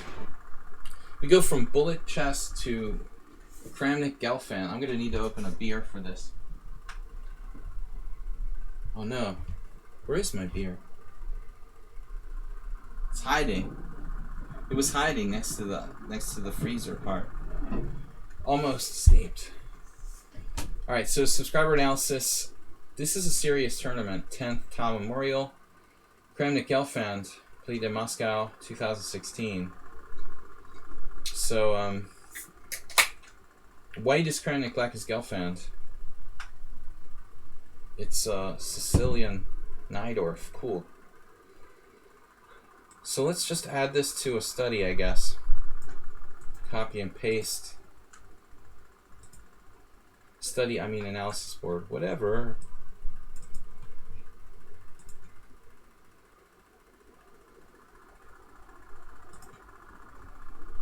But Rookman, be aware, like, you're not really playing a normal system there. I mean, maybe you're doing it on purpose. But technically, Grandmaster theory says that, like, Bishop d3 is a bad move.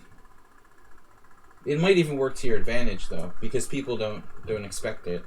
It's not as bad as it looks. It's probably equal if black plays a straight-up Benoni. Alright. Yeah. Anyway, we're playing white. No, that guy's strong. It's a great result. To even hang in there and beat him at his own game on the clock. Very impressive. So e4, c5.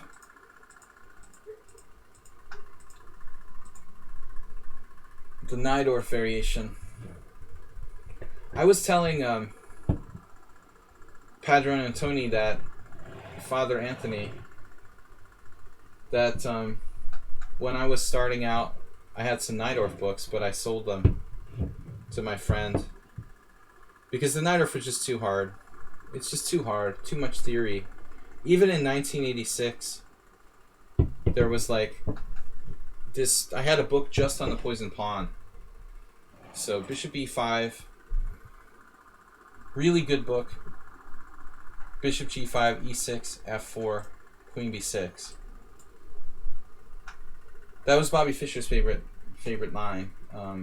But we're talking the 70s when we're talking about Fischer. Theory wasn't as well developed. I want to just make some general comments, okay? This is Kramnik playing white. You know, I'm a little surprised to see 2010. He was playing the white side of a bishop g5 Najdorf. I'm not quite sure why. I'm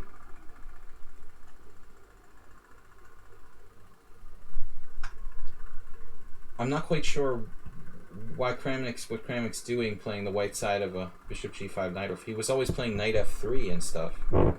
It's interesting. To take Gelfand on in his favorite opening. So again, this is like Kramnik versus Gelfand. Gelfand, the leading expert in the world in the Najdorf. Maybe even more so than Kasparov. I don't know. You know, he was such a specialist. I never really thought of Kasparov as an opening theoretician, necessarily. But Gelfand is definitely, specifically, like, specialist in opening. So f4, now, no queen b6, but knight on bd7. The other move is bishop e7, and then there's a rare moves like queen c7, maybe played. I'm just going to go on record saying that I don't know anything, really. Because I've never played either side of this except there was like 1 or 2 games where I was black. I played the Skevadingan. The only way I've ever played this opening was sort of by accident. So I would play e6. I had a game against 2 players probably where I played like knight f6, knight c3, d6, bishop g5, and would get like transposed somehow after like bishop e7, f4. I don't remember. Maybe once I played like a6 and transposed myself accidentally into a bishop g5 Najdorf. But never would I voluntarily have been playing this with black or white. So it's out of fashion now, I think, bishop g5. It has been since like the 21st century started. You know, everybody plays bishop e3. There have been trends of h3. I remember when like rook g1 was a thing. Lately, like a lot of people are playing g3 again. This is very popular. But mostly bishop e3.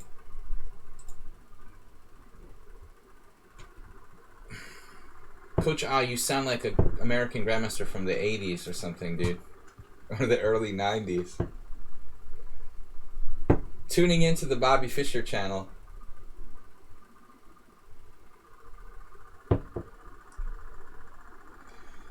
The Cold War never happened.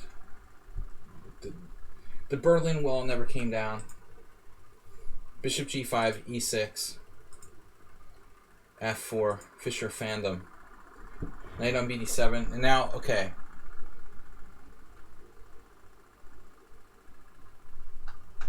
I'm out of my depth here, Antoni. But I believe that queen f3 was like the classic move. This, however, you know, I don't know when it originated, but I have seen more of it than the other move in the last years, the last, say, 10 years. I'm not sure if this was a thing historically, when this variation was really created.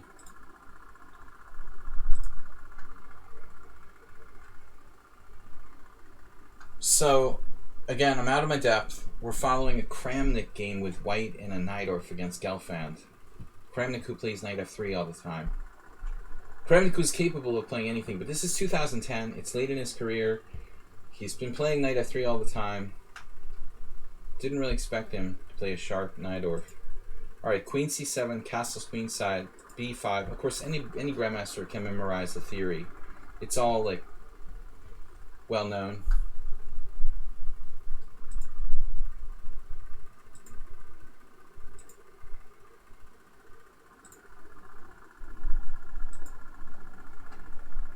So, what's the point of queen e2, right? That's my question.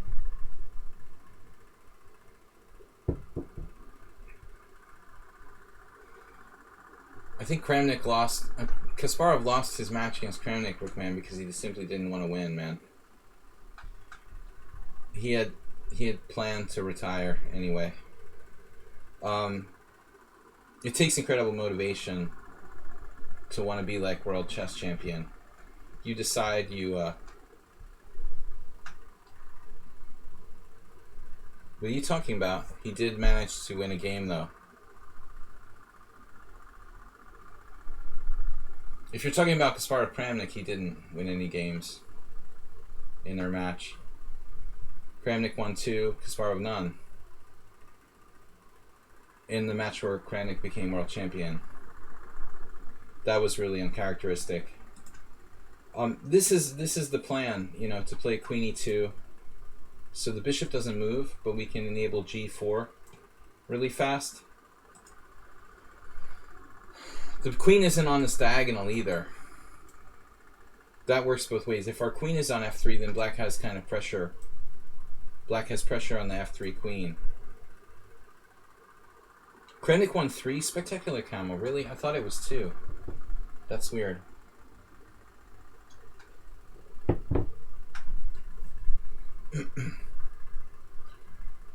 Share of the picture of consistency.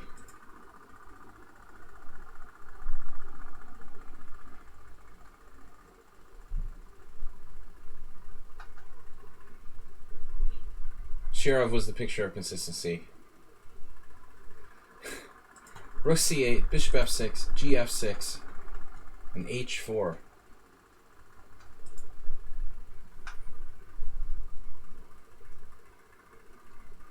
I mean, if this was like a position I had in a blitz game, I have to admit, like, h4 would not be my first thought here. I have never studied this. It seems like there's a lot going on, and yet white can just play h4. So an interesting idea. Kramnik won 2. Yeah, I was there. I actually paid some attention to that match, unlike some later World Championship matches.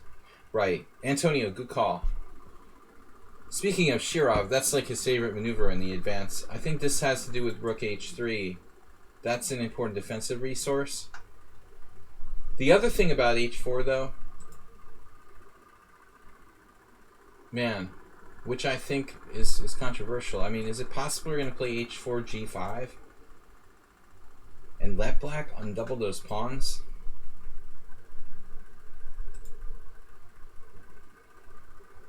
So, Kramnik would later play this... Wait, is this game?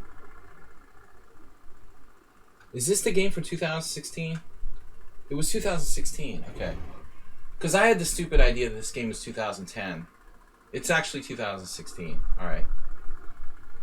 When we opened the message from Antoni and I read the description of the game, I read like 10th Tal Memorial, and in my mind it was 2010. But this is actually played in 2016.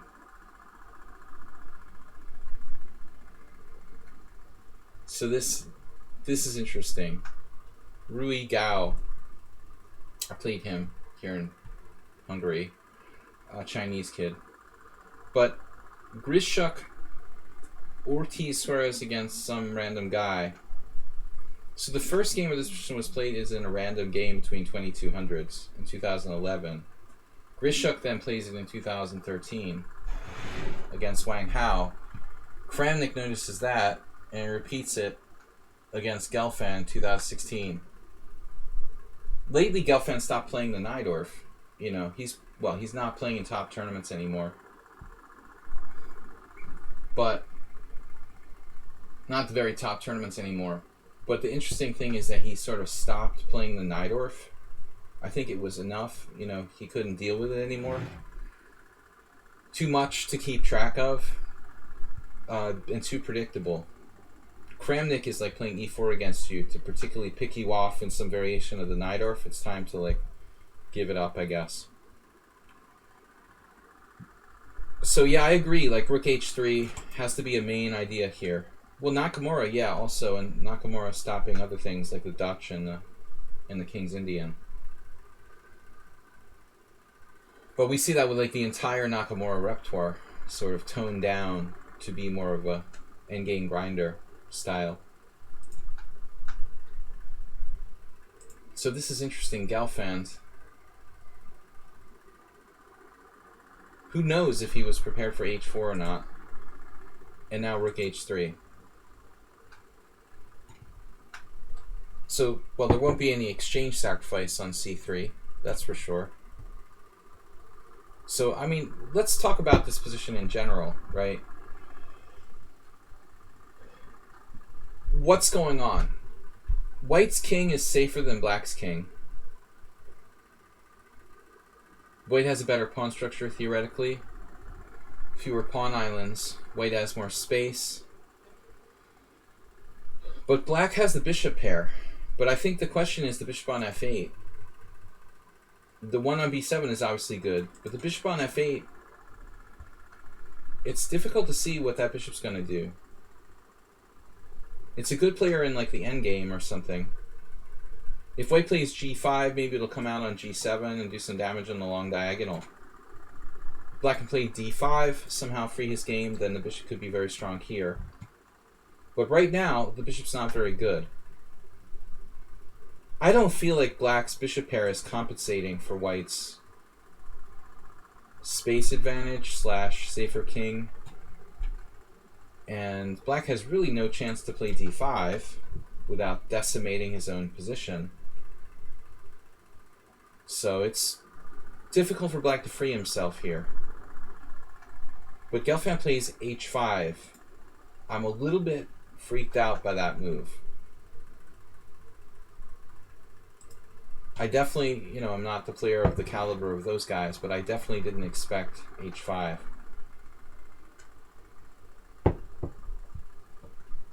Maybe Gelfand just wanted to change the direction this game is going, because he didn't like the way it was going. h5, like, there's possibly takes, and g5 is possible. Perhaps he felt that if takes, the pawns are isolated. Bishop h6 is a possibility. If g5, he can undouble his pawns, put his bishop on g7. So those moves didn't concern him. Probably Gelfand was not fearing takes. He didn't fear g5, although I think g5 should be considered, by the way, very seriously. This is my main move in this position. Because if you take, white takes back with the h-pawn, and this pawn is weak. There's other chances too, like who knows, but I think we have to take back. This is the problem. I would assume bishop g7 starts to get a little active for black.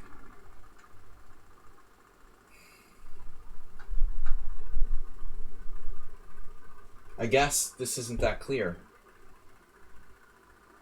White has to backpedal. It's awkward to protect the knight on d4. So Kramnik plays f5, which is normal, like in a rouser. This is a rouser. It's funny, it's a knight but it's a rouser structure. f5, breaking the position at e6. What can he do? His e6 is falling apart, so he has to play this. And now knight b3.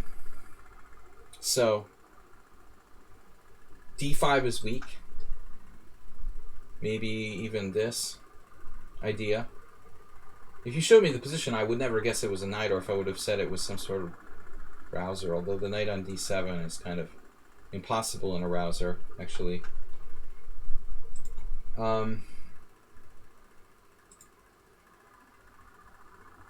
Black just doesn't have d5. He's going to sack a pawn.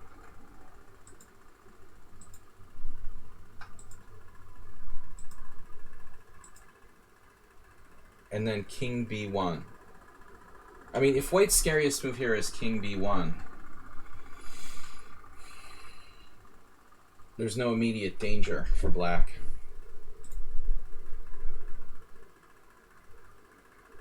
So this bishop continues to be very bad. Still, white doesn't seem to have any sort of direct attack. The h-pawn's not going anywhere. Can't get it through h6. Black has to live with that bishop on f8.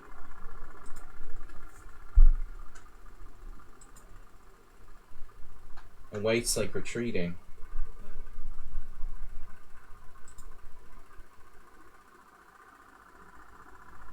Kramnik is hard for me to even understand. Queen f2, a move I certainly couldn't really comprehend. He's relieving the rook, I guess.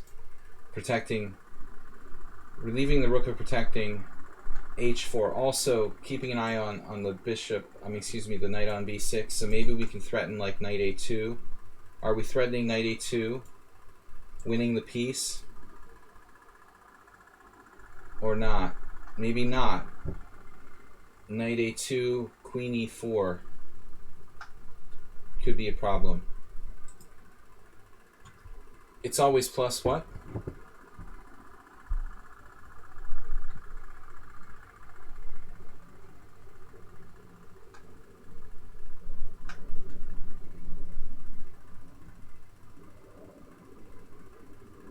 That's a new one. All right.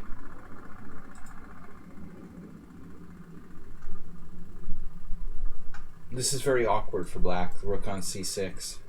I mean, I think that's what's happening, right? The black pieces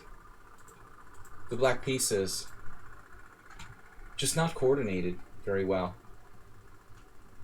They're almost like in two separated areas.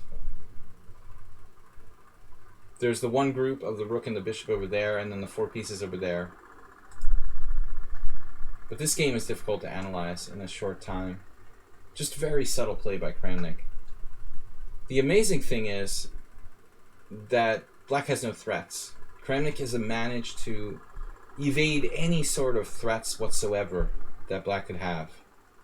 That's the striking thing about this game. Rook c3. It's a glass, not a cup. That's why I guess it's louder. It has more a different acoustic. Glass versus ceramic. I'll keep that in mind. Maybe I'll get something softer to use next time. Rook takes c6, queen c6, knight a5.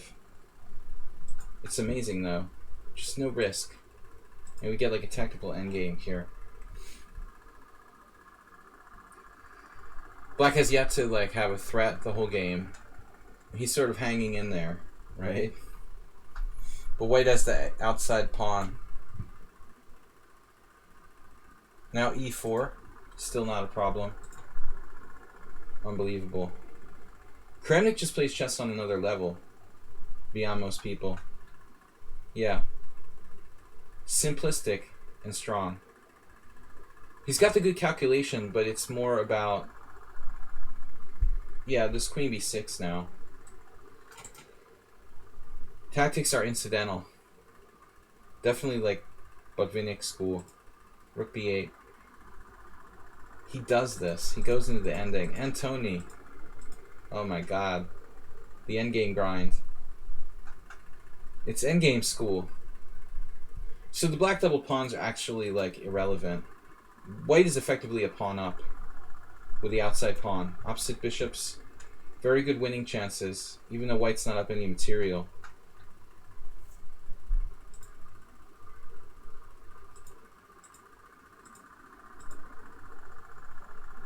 In my head, I have this feeling of taking candy from a baby at around this point. Kramnik is just like trick-or-treating. It's like, why not rook d5, rook a5 immediately? The answer is simple. Why ask why? It's not going anywhere.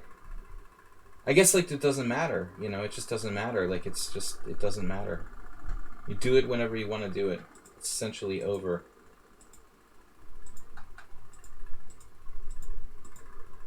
He's like toying with him. Whoops. Did you need that?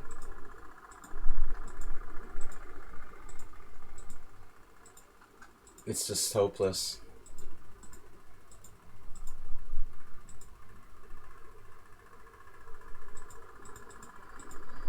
I have this weird feeling that I saw this before. It's like a sort of deja vu. But that's a really impressive game, man, for sharing with us. It's a little beyond my ability to analyze that in a 15-minute segment on my stream. All that I can see what happened here is like white was better coordinated, sort of toyed with black. Never black had a single threat the whole game, and then the endgame just collapsed based on structure.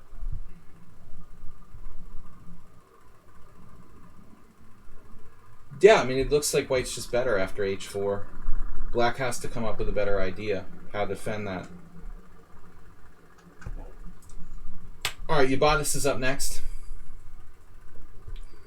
I mean, I think h5 was a move that was produced out of desperation.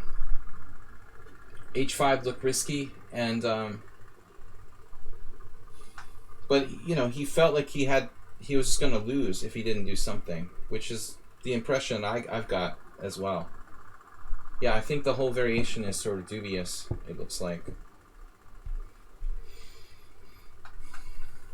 I wonder about b4.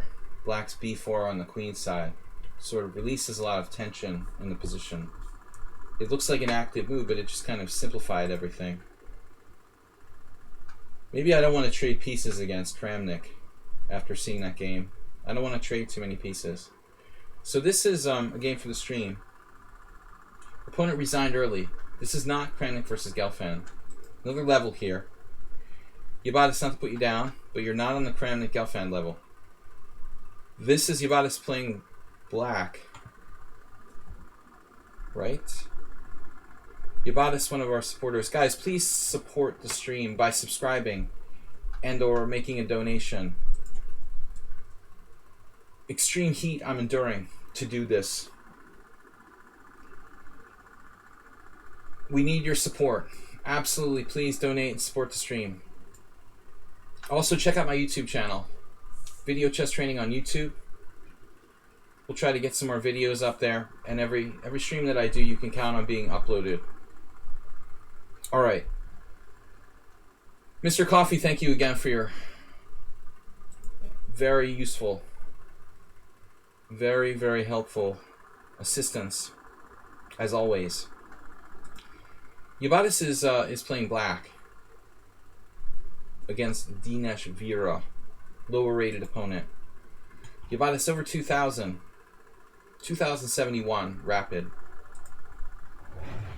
Yeah, whenever I face this with white, I'm playing d4 in this position. I love to play against the Chigorin. But this is not that great. I mean, what does white have here in English? Like a standard English, a symmetrical position not possible now. Basically, you either play the English or you play some kind of Pierce or modern defense with white, like a tempo down. It's not really exciting for white. Larson. Wow, so Ubatis played e4 here. So it's like e4, e5, knight f3, knight c6, g3. Very cool. That's cool.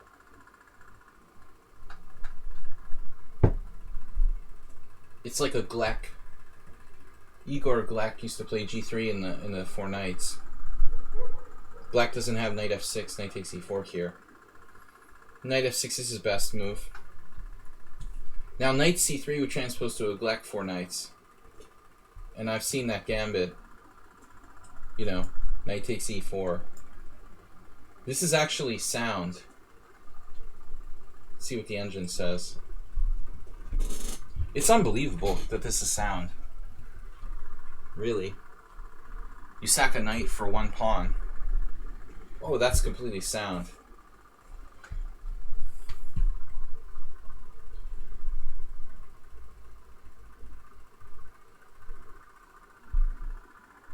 But anyways. White did not play knight c3 and allowed that fun. He played instead d3. I think that's a wise idea. It's a neo Vienna without knight c3. Accelerated Vienna.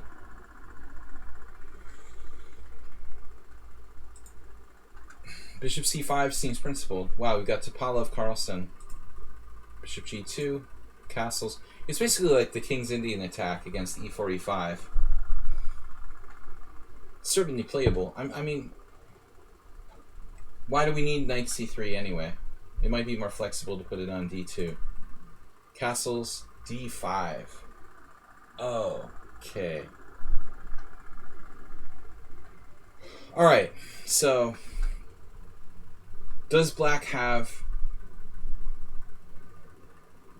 the ability to hold up white's play on the white squares? I mean, look at this position. The bishop on g2, blocked by his own pawn on e4. See, this is a different way of thinking about chess for different people. One player who plays black in this position would be like, oh, I'm so happy that white's bishop on g2 is blocked by his own pawn on e4. You know, the other guy's like, hey, let's play d5. I mean, that's what makes chess a cool game, right? There are different ways of looking at the same position. I personally don't like d5. If black had another move or two, like extra, to kind of consolidate, I would like d5. Alright, so Ubadas plays d5. Actually, he plays the King's Indian attack. He should understand the play he's allowing his opponent to have here. Actually, this is actually like a Philidor. Essentially, we're looking at white playing a reverse Philidor exchange variation. Like e4, e5, knight f3, d6, d4, ed. That's what white is playing. A Philidor exchange with an extra move. A good kingside bishop. I like, you know, this bishop. White's score here. Chigayev, Lenderman. Absolutely irrelevant, the fact that white hasn't won a single game out of 5. White has not yet put the knight on d2, Coach Ah. We'll see. May or may not go to d2, but white should not be worse in this position. White should not have a negative score. But 5 games is not a sample size. I guess the problem is not enough strong players play white, but that's a good lineup there. Chigayev, Zvygintsev, and Bauer. I don't know who that guy is, but I mean, those 3 guys managed 1 point out of 3. That's pretty bad. That 3-board match, I would actually give white a slight pull, and they managed 1 out of 3. All right, 95, now h3.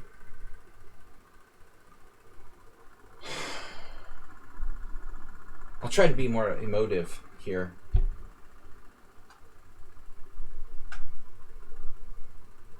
h3? Are you even serious? You just opened the position and you're going to play h3. It's just ridiculous. This is a sharp move. I mean, white is surrendering his strong point in the center to open the long diagonal for his bishop. And he's like, oh, okay, h3. I'll play h3 here. The computer wants to play a3. I like a3 better. a3 is actually a normal move in the exchange Philidor. Because in many variations, you're playing like b4, c4, sort of outflanking black.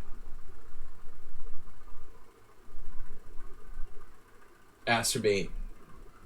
Gadakamsky likes h3 in Castle's position. Of course, h3, acerbate, in certain positions, in a fianchetto Castle position, is a perfectly good move. But white just played a dynamic move, and he needs to put pressure on black. h3 doesn't put pressure on black. Rook e1 puts pressure on black. We're going to tie you down to that pawn. It's like a kind of gioco piano or bishop's opening or something. We try to put pressure on the enemy pawn there. Maybe we even play like c3 and d4. Try to blow up your center. Coach A is obsessed with knight on bd2. Knight in b2, it's a passive move. I don't really like it. I prefer to play like c3, d4 with my knight still on b1. Let's see what happened in these games after rook e8. See, like, nobody played knight on b2. One player. He won, ironically. It's not a bad move. I mean, you're playing a standard sort of King's Indian attack there. But see, like, this is more dynamic. This knight attacks 2 central squares, and the knight on d2 just attacks 1. So here, here, and now it's really like a Vienna. This transposes some kind of Igor Glek look. Igor Glek versus Almaty Zoltan 1996. But this structure is much more dynamic. I like the Vienna with knight c3, by the way. I like the Vienna with g3.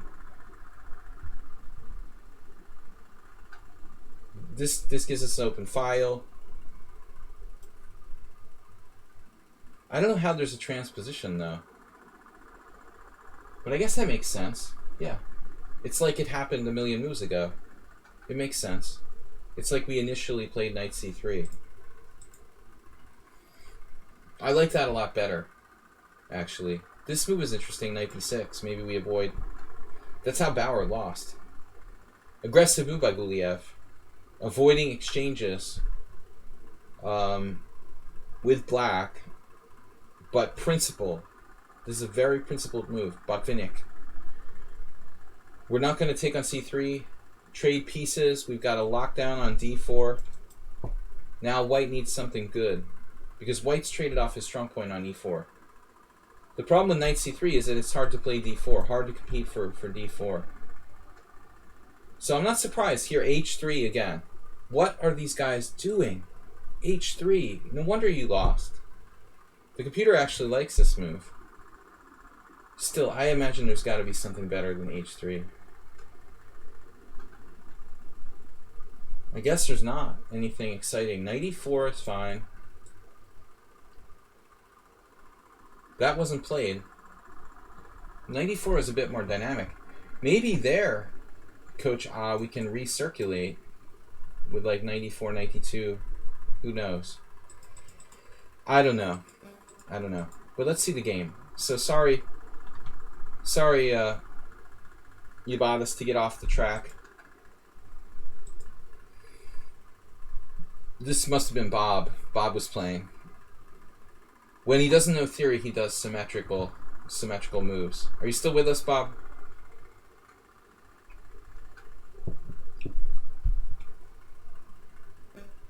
The problem with h6 in this type of structure is that you can't play f6 anymore.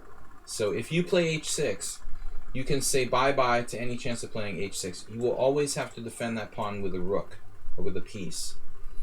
But h6 may not be a bad move. The obvious plan of d4. And now Yabadas just went sort of berserk with f5. The threat is d4. I don't think f5 is appropriate. That's not going to do anything about d4. You're just like kind of weakening yourself with f5. He played c3, you played f5, and now he played d4, and he's better. I say that white is better here. Stockfish can go float away in his aquarium. Stockfish thinks black is better here. Wow. I thought white would be better. I thought f5 would really be weakening to the point where white was better. Okay, the computer says after 19 move depth, it's equal. But unbelievable now. Everyone expects you to take on d4, and you didn't do that. This is unbelievable. You played bishop d6. I'm going to turn off the computer, alright? I just want to look at this myself. This diagonal here isn't a problem. The pawns rolling up to c5, is that not a problem? Even just taking on e5 is a problem. Like you're already screwed after takes. Did you just like lose immediately? He just lost a pawn. Yeah. You're losing a central pawn. But you have to take, and then white takes, and then you go like this, keeping pressure on d4. I thought that white was better, but Stockfish says white's not better, it's just equal. I don't really know. Maybe you're going to play f4. Maybe you're okay because you can play f4, kind of mess with him. The f4 idea. So you just gave him a central pawn, nothing major. Nothing major, nothing ventured, nothing gained, right?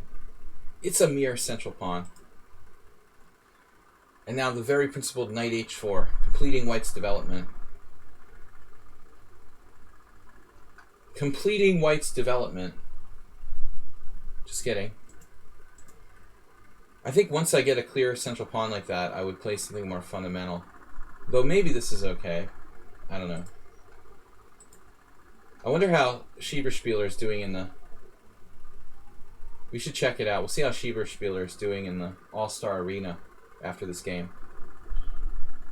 They're midway through. I'm taking a break from my weekly Hungarian All-Stars Arena due to heat stroke. I'm playing badly enough every single day. I need a break. It's not a bad idea, generally speaking. When you play badly, to take a break, step away, take some time off. Maybe you just need to take some time off. So white just gave the pawn back. And this reminds me of an example I was looking at yesterday in Lipnitsky, Modern Ideas in Chess Strategy.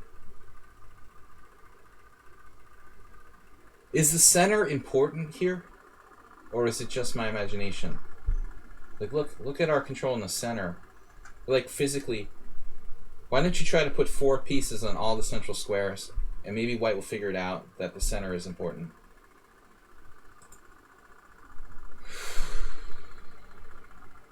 Absolutely random move. Glump. That's just bizarre. Why would he want to do that?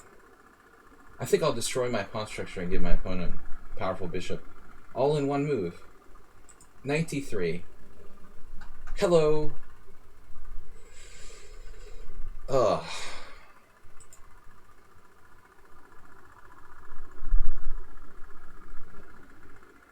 So I don't see a decisive blow here.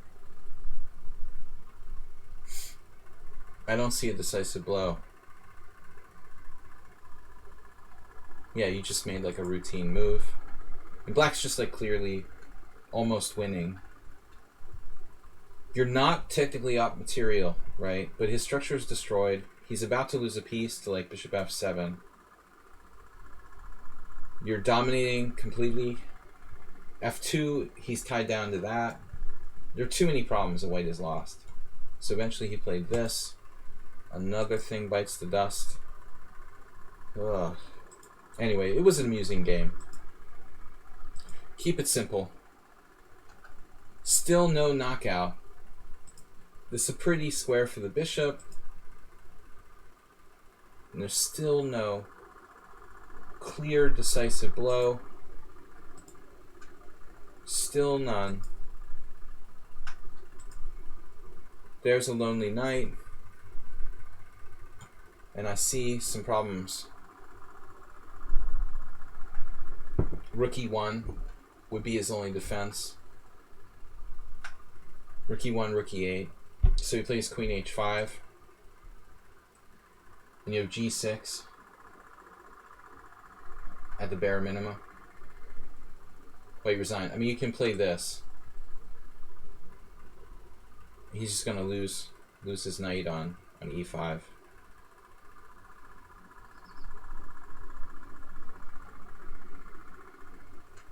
You thought queen takes knight? Oh no. That's just far too fancy. You like queen takes knight?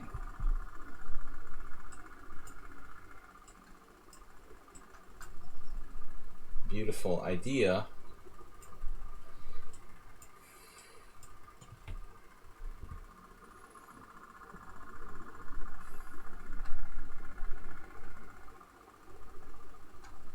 It's cute, but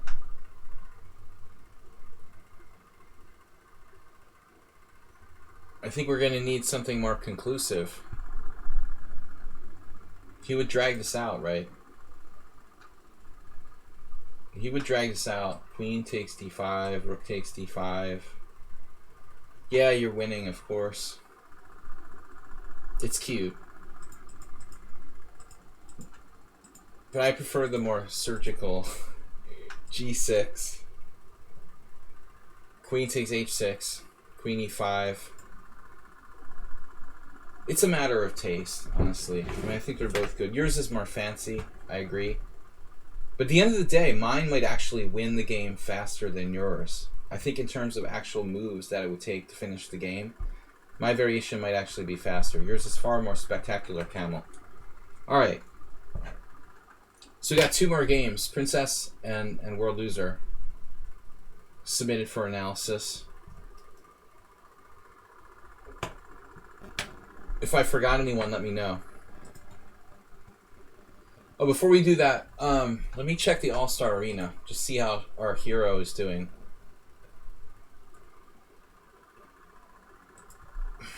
Our friend, Schieber Spieler, is playing... I've taken a night off from the All-Star Arena. Let's check it out. Gobix dominating. Totally dominating with 25. He's on our team. Actually, Gobix is on the Pawn and Horses team. But he doesn't know if he's actually going to be able to play at the time that the weekly streamer battles are held. He's a journeyman player. He's playing over the board tournaments all the time. So, I don't know if Gabor can play. He said he would try if he can. So Gobix, Chonko Balazs, Florian, that guy I'm not sure, Olka, Shakvilag. Where is our hero? It's still early. But he should be. Joppy King is a good player. Spot bet, I don't know. Where is Schieber Spieler? Oh no, not a good start. Arbitrage is a strong player. Koblenz is a GM. Kimster is fast. But Schieber Spieler, a little bit disappointing start here. A little bit of a disappointing start. He drew with a solid player. He drew with Gobix. He beat my vanquisher, Varga Clara, who was a very good scorer against me. He started really well. Actually, he's playing well.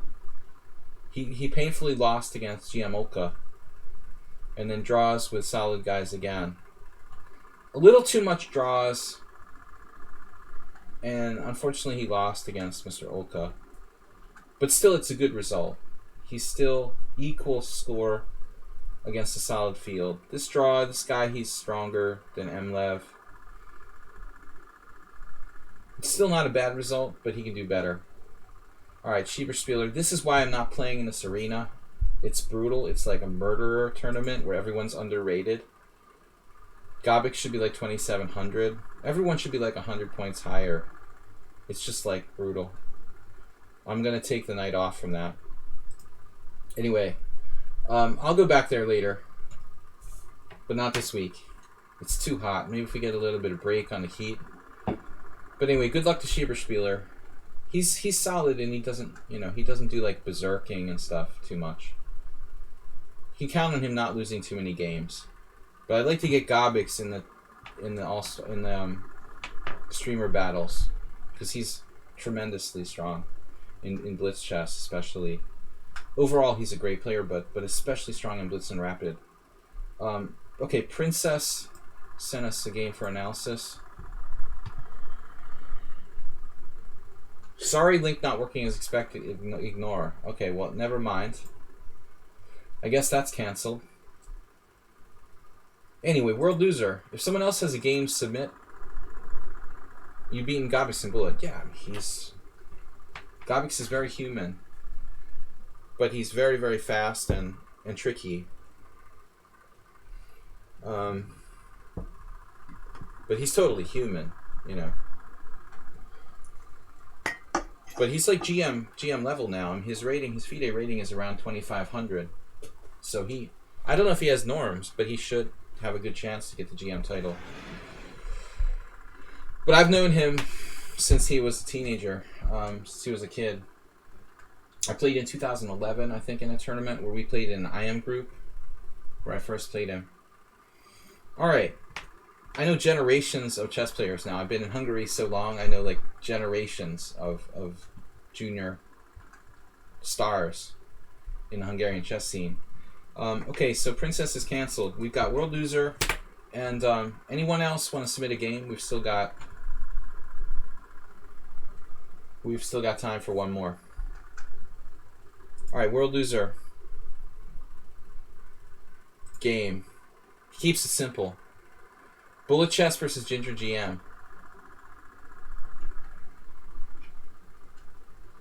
Yeah, no, Gobix is tactically. He's not bad positionally, but he's especially tricky tactically. He'd have to be that good at fast chess. I just requested analysis. Sorry, I didn't mean to do that. Whatever. So this is Ginger GM. The original Ginger GM. Bullet Chess against World Loser.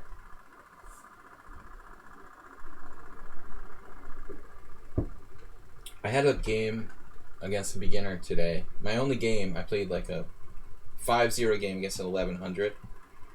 I didn't want to play an 1100. I entered an hourly arena and I actually got an 1100. Like, it seems to happen all the time. But anyways, it was e4, c5, b4. I got a wing gambit. Now you're going to see this delayed wing gambit here from Ginger GM. But you know what's funny? Like, while we have time to talk, recently I realized that d5 is a good way to play against the wing gambit after b4. It never really crossed my mind. Like, I always thought, like, okay, you take, and then you play d5 the next move after a3. But it's just kind of funny. Like, look at the opening Explorer. Look at the opening Explorer. It's like 502 games. This is master database or whatever. 502 games with cb4. 45 games with b6, which sucks for black. 8 games with Blabix's e5. Is that even a move? 7 games with d5. But if we flick on the engine, look. d5 is the best move. So I played this against the 1100 I faced today.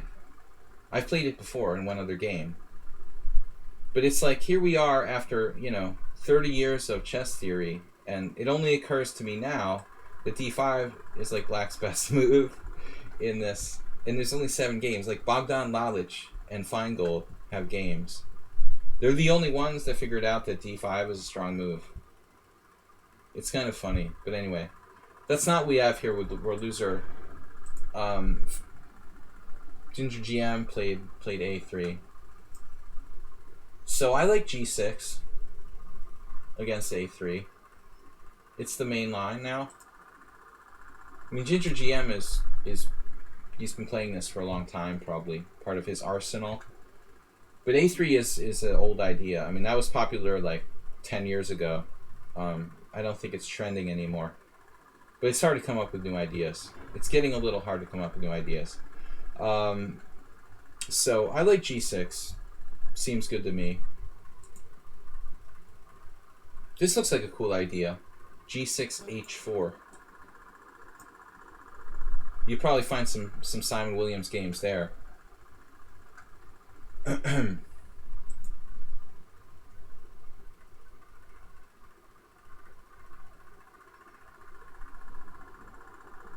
Was there like a delayed reaction? Was it even banned? Why isn't it like erased from the chat?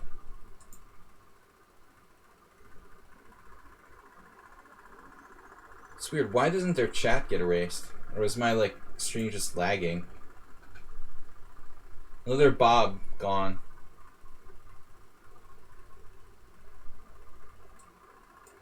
Another Bob must have gotten bored. The game analysis was too slow paced for him. Vladimir Dobrov. You can buy a Vladimir Dobrov video, probably. No, I'm thinking of Smirnov. Sorry, Vladimir Dobrov. Smirnov teaches H4. Oh, so you see the streamers and mods see it lined out. Oh, okay. That's new. The Dobrov variation. Okay, anyway. G6 certainly fundamentally doesn't have to be Black's best move here. It just sort of kills b4. White could play like bishop c4. You know, probably that's a good move. Why not? You know, Bezgadov. So anyways, World Loser plays d6. It's a bullet game, so let's not overanalyze this. I just like kind of talking about the opening. Realistically, it's a bullet game, but I still think we ought to equalize here against this crappy system. It doesn't look like you're quite equalizing. You're not accepting that. You're basically playing a wing gambit declined now, World Loser, and it's, you know, like b4 d6 or something. It's like e4 c5 b4 d6 a3. Is essentially what we've got here. Declined wing gambit. You're not taking it out, but you're still fine. You have an equal game. But now you played b6, which is really you're really declining it now. You gotta just develop. This is like the ultra decline. You are not winning my c pawn, but it looks like Black's kind of weakening his white squares. Well, we rarely get like this was a bullet game, right? You did say it was a bullet game. You just said game, actually. How do I know it was a bullet game? Does anybody understand how I know that? I'm just assuming it was a bullet game. Why? Did World Loser say that? It says bullet chess, Ginger GM versus World Loser. But that doesn't mean it's 1-0, right? It could be anything, like 2 + 2. It didn't actually say the time control.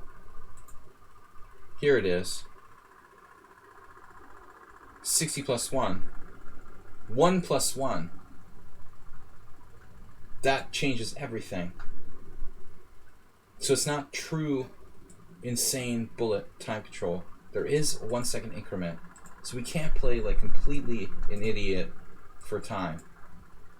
That makes it much more interesting. Alright, back to the game. So, no, that changes the element. Like, absolutely. It's not as stupid. So anyway, I think you ought to develop here. I mean, I can understand the reasoning behind b6, but it's too many pawn moves. Knight c6, knight f6, those are the moves I would go with. But I understand it. If you let him take on c5, he's chopping down your center like a tree, right? I mean, if you go knight c6, bc, dc, you know, the fact that he has the central majority here might end up becoming a problem eventually. So I have to say I understand why World Loser played b6, but I still don't feel it's right. It just doesn't feel right. It's just slow. Your white squares are a bit weak. I don't believe that there's like 3 games here in this position. That's insane.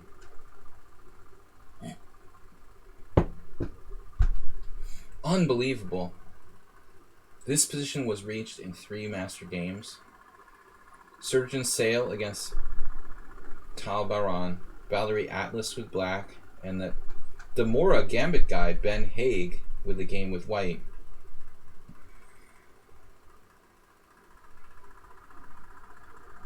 Some sort of... It's impossible, World Loser, you knew this is like a line or something. I mean, it's just made up, right? It looks like it's just made up. Alright, white has a bad score. Bishop c4 with theoretical novelty. So they played all different moves. It's funny. d4, g3, knight f3, and now bishop c4. 4 different masters with 4 different moves in the same position. It's absolutely funny. It's funny how Ginger GM becomes like primitive, the most primitive with bishop c4. Probably best in bullet.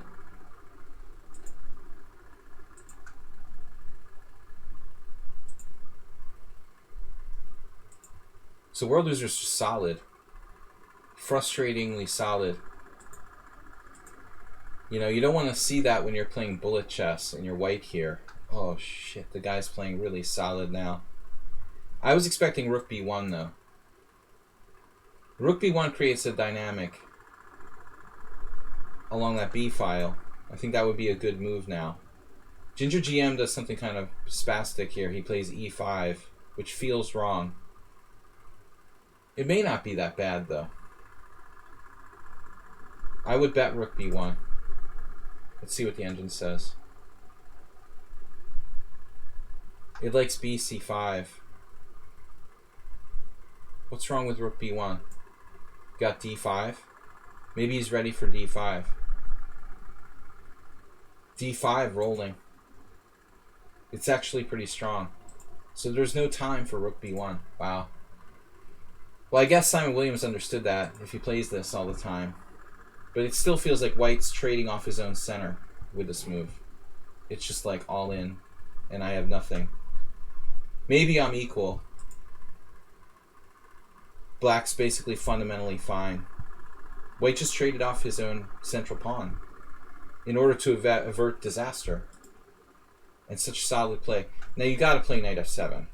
I don't know, World Loser, you better like have not been surprised by this because you're asking for it with knight on bd7. Knight c6 with a little more time appears to be a safer move.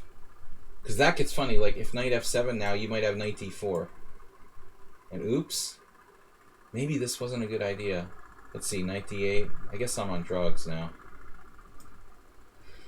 Alright, I'm going a little too far. Anyways. So knight c6, knight f7 could still be a sacrifice. I still like it better, though. Having that ability to play knight d4. And, like, I guess there's bishop takes e6. You could get into crazy variations like here, here, here, takes. If takes, queen takes check, and queen takes c6. Then you take on this, king g2, then take, and at least like you would mess up his king position, probably giving you adequate compensation. But this is a good quality bullet game from World Loser. Plus he beat a GM. E5, DE5, knight E5, knight E7, knight F7, rook F7. It'd be funny if you played king F7. Probably get mated though. Rook F7, queen E6, queen E8. Preserving the ability to play knight F8.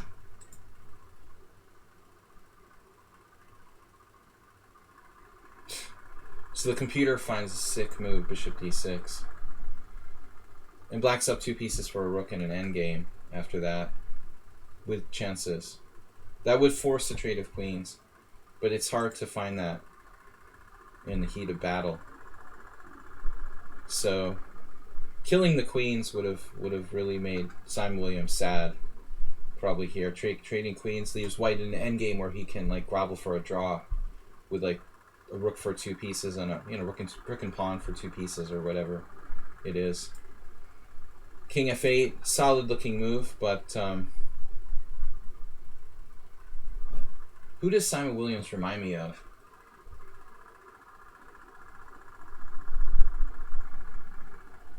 It's like exclusively tactic. Knight b5. Yeah, it's like a slightly stronger Esserman or something. That's what it feels like. They should have their own match. Okay, rook c8, d3, a6. I don't mean to hurt Simon Williams. I don't mean to hurt Simon Williams by calling him a stronger Esserman. I don't mean to hurt your feelings, man. But this game is pure tactic.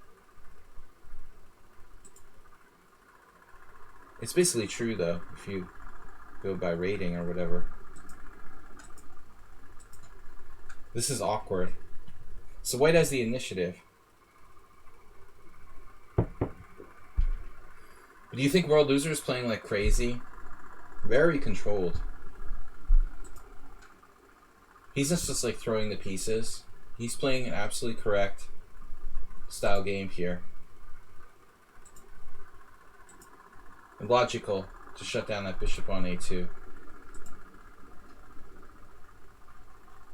Yeah, I mean, we were all surprised when Simon Williams played d4 here. That's just totally illogical. Like, why would you want to, like, you have pressure on that pawn, bishop could bust out. Why would he want to play d4? This is just a bullet chess. The bullet chess element, you know, okay, I just make a random move. He would know better. He knows better than to do that. But this is like pure time. Not just like it loses tactically, it makes it no sense positionally. You want your bishop to be just dead forever? Like, why would you want to do that? I guess he figures that he can play c3 and bring the bishop back with bishop e1, and it will still exist. So it's not theoretically hopeless. It's not like white has another pawn on c3, or, you know, there's no way to get it out, but still it looks ugly. And Simon Williams just like refused to trade queens. World Loser. World Loser so close to mate here. The veiled threat. We're all waiting for... I was expecting rook e6 right away, though. Does he have a defense to rook e6 right away? You're actually, yeah. You're not winning, right? There's no guaranteed win. So you played rook takes rook, queen f7. I can't believe it. That's hanging. There's that mate on g2. And World Loser plays queen f7. This doesn't win by force. But first of all, it liquidates a lot of pieces. White has to play some kind of passive move, like f3, and then we just like go down and eat that beautiful pawn on c2. It's just over. That's totally over, right? I mean, it's gone. The bishop is gone. So he really loses that bishop. But it's d4 that cost the game, for sure. d4 was so bad, killing his own bishop. Here. It's funny, though. This is just pure entertainment. World Loser misses his chance. And he's still winning, like, just slowly. Strategically, right?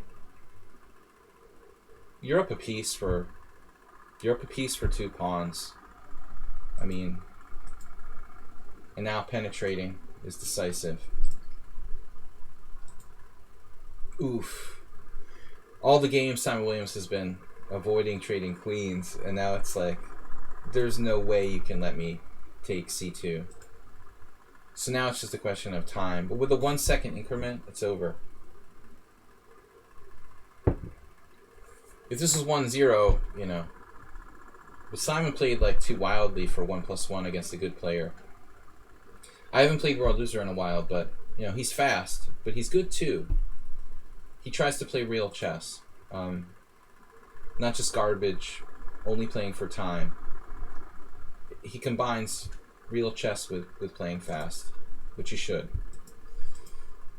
Here. It's alright. Nice bishop. Oh, that's painful. It's just painful for white to even continue at this point. Just for his own sanity, white should resign a little earlier. Unknown finish. Black is victorious. Not completely unknown. He like knocked over all the pieces virtually or something like that. Anyway, guys, I'm going to close out the stream. Let's check out how Schieberspieler finally did. It's not over yet in the tournament there, but how he ended up. That tournament's still going on, though, till 10, so there's a lot of time. Sanity, thanks, guys, for joining the stream. Don't forget to donate and support the stream. I really appreciate it. Very much. If you could make some donations. My Twitch is a little frozen at the moment. If anybody's trying to get through with a message or something, a notification, Twitch is like hanging completely.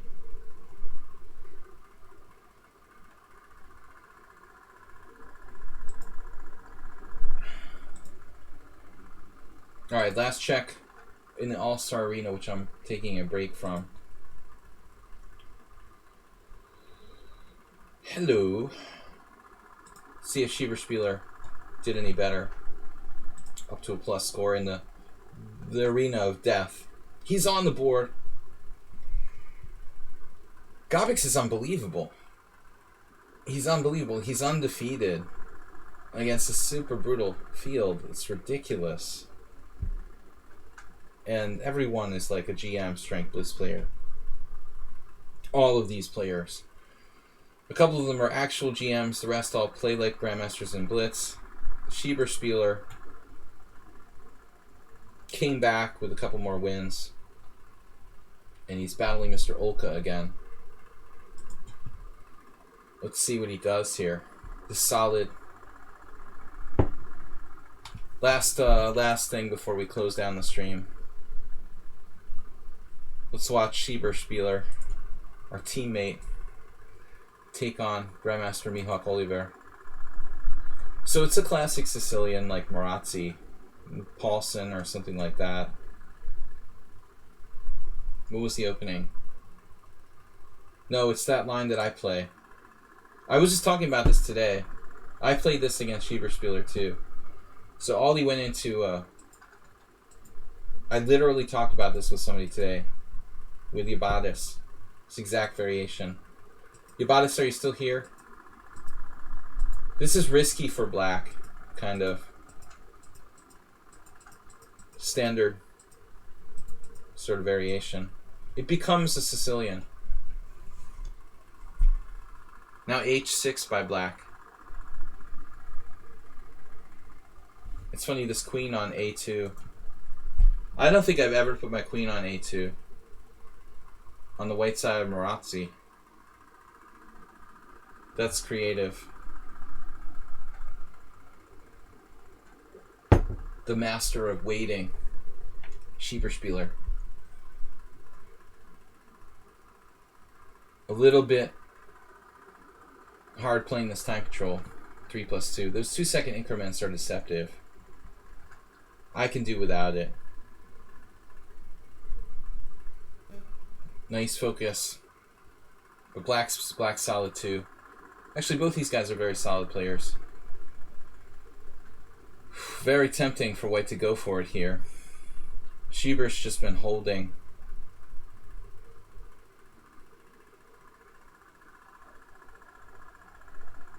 He went for it with b4.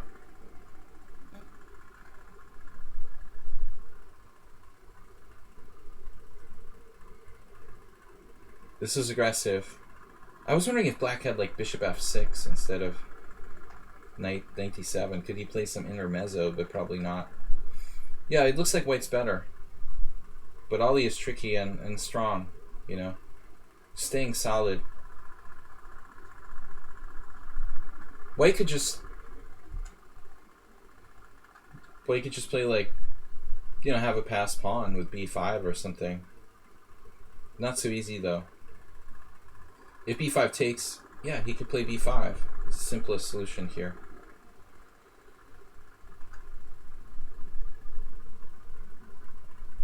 Nice positional focus. We're going to need some tactics or something. Show me the tactic.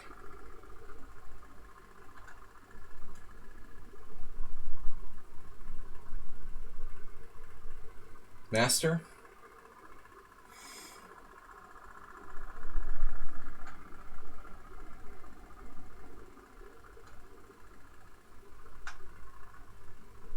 Schieberspieler is only like 2290 FIDE. He's underrated. He's a lot stronger than a lot of people I know in the 2300s. But he doesn't play that much, and now with COVID, you know, nobody's playing hardly at all.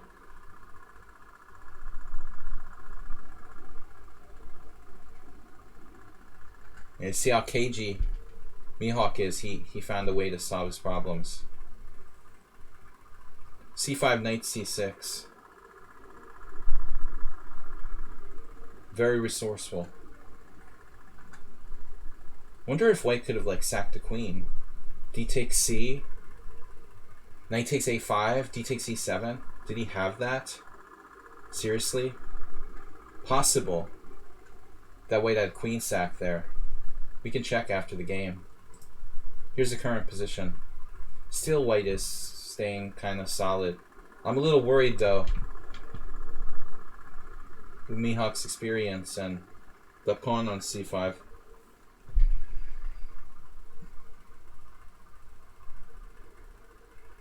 What's wrong with knight c2?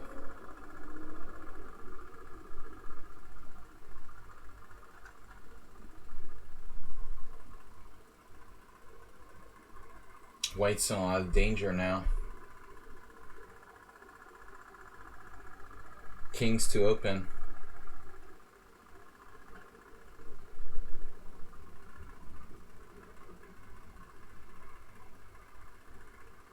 Very dangerous. Down clear pawn. Oliver's gonna win. Very strong extra pawn. You gotta give Schieberspieler kind of credit for trying to do something though.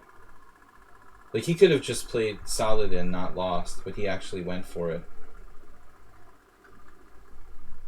That's the problem with the hedgehog. You know, it's actually,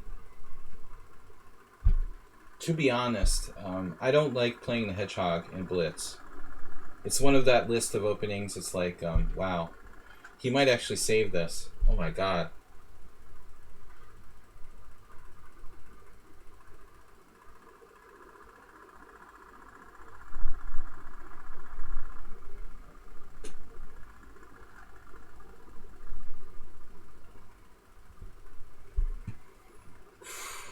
What a miracle. Nice, nice. Just when we thought that Schieberspieler was dead, he suddenly whipped up a mating attack against Flag. Like, where did that come from? That was impressive. Yeah, we were watching this. We were commentating this one. Nice. Yeah, that's funny. We're commentating this.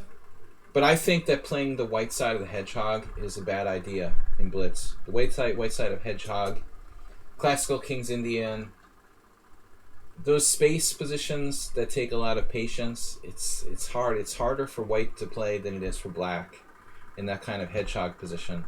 I think it's a bad, you know, like practical idea. But anyway, congratulations for the win. Nice job for Schieberspieler. Moving up in the cross table to the top 8 at least there. Alright, can I go back? Congratulations, man. Good game. Not perfect, but he's up in 5th place with 15 points. Alright guys, I gotta close down the stream. Thanks everybody for playing. I'm gonna be out. I'm too tired to play chess tonight. I would just get decimated. I am gonna be back tomorrow morning. It's Friday, fast or slow, depending if you count it.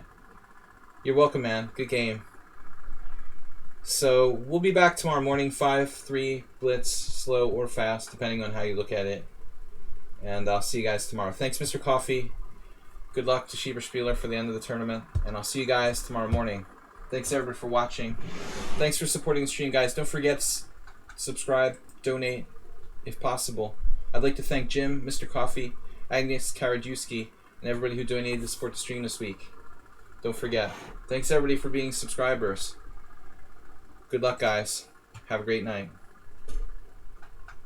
Bye-bye. Have a great night, guys. Good luck. Bye-bye.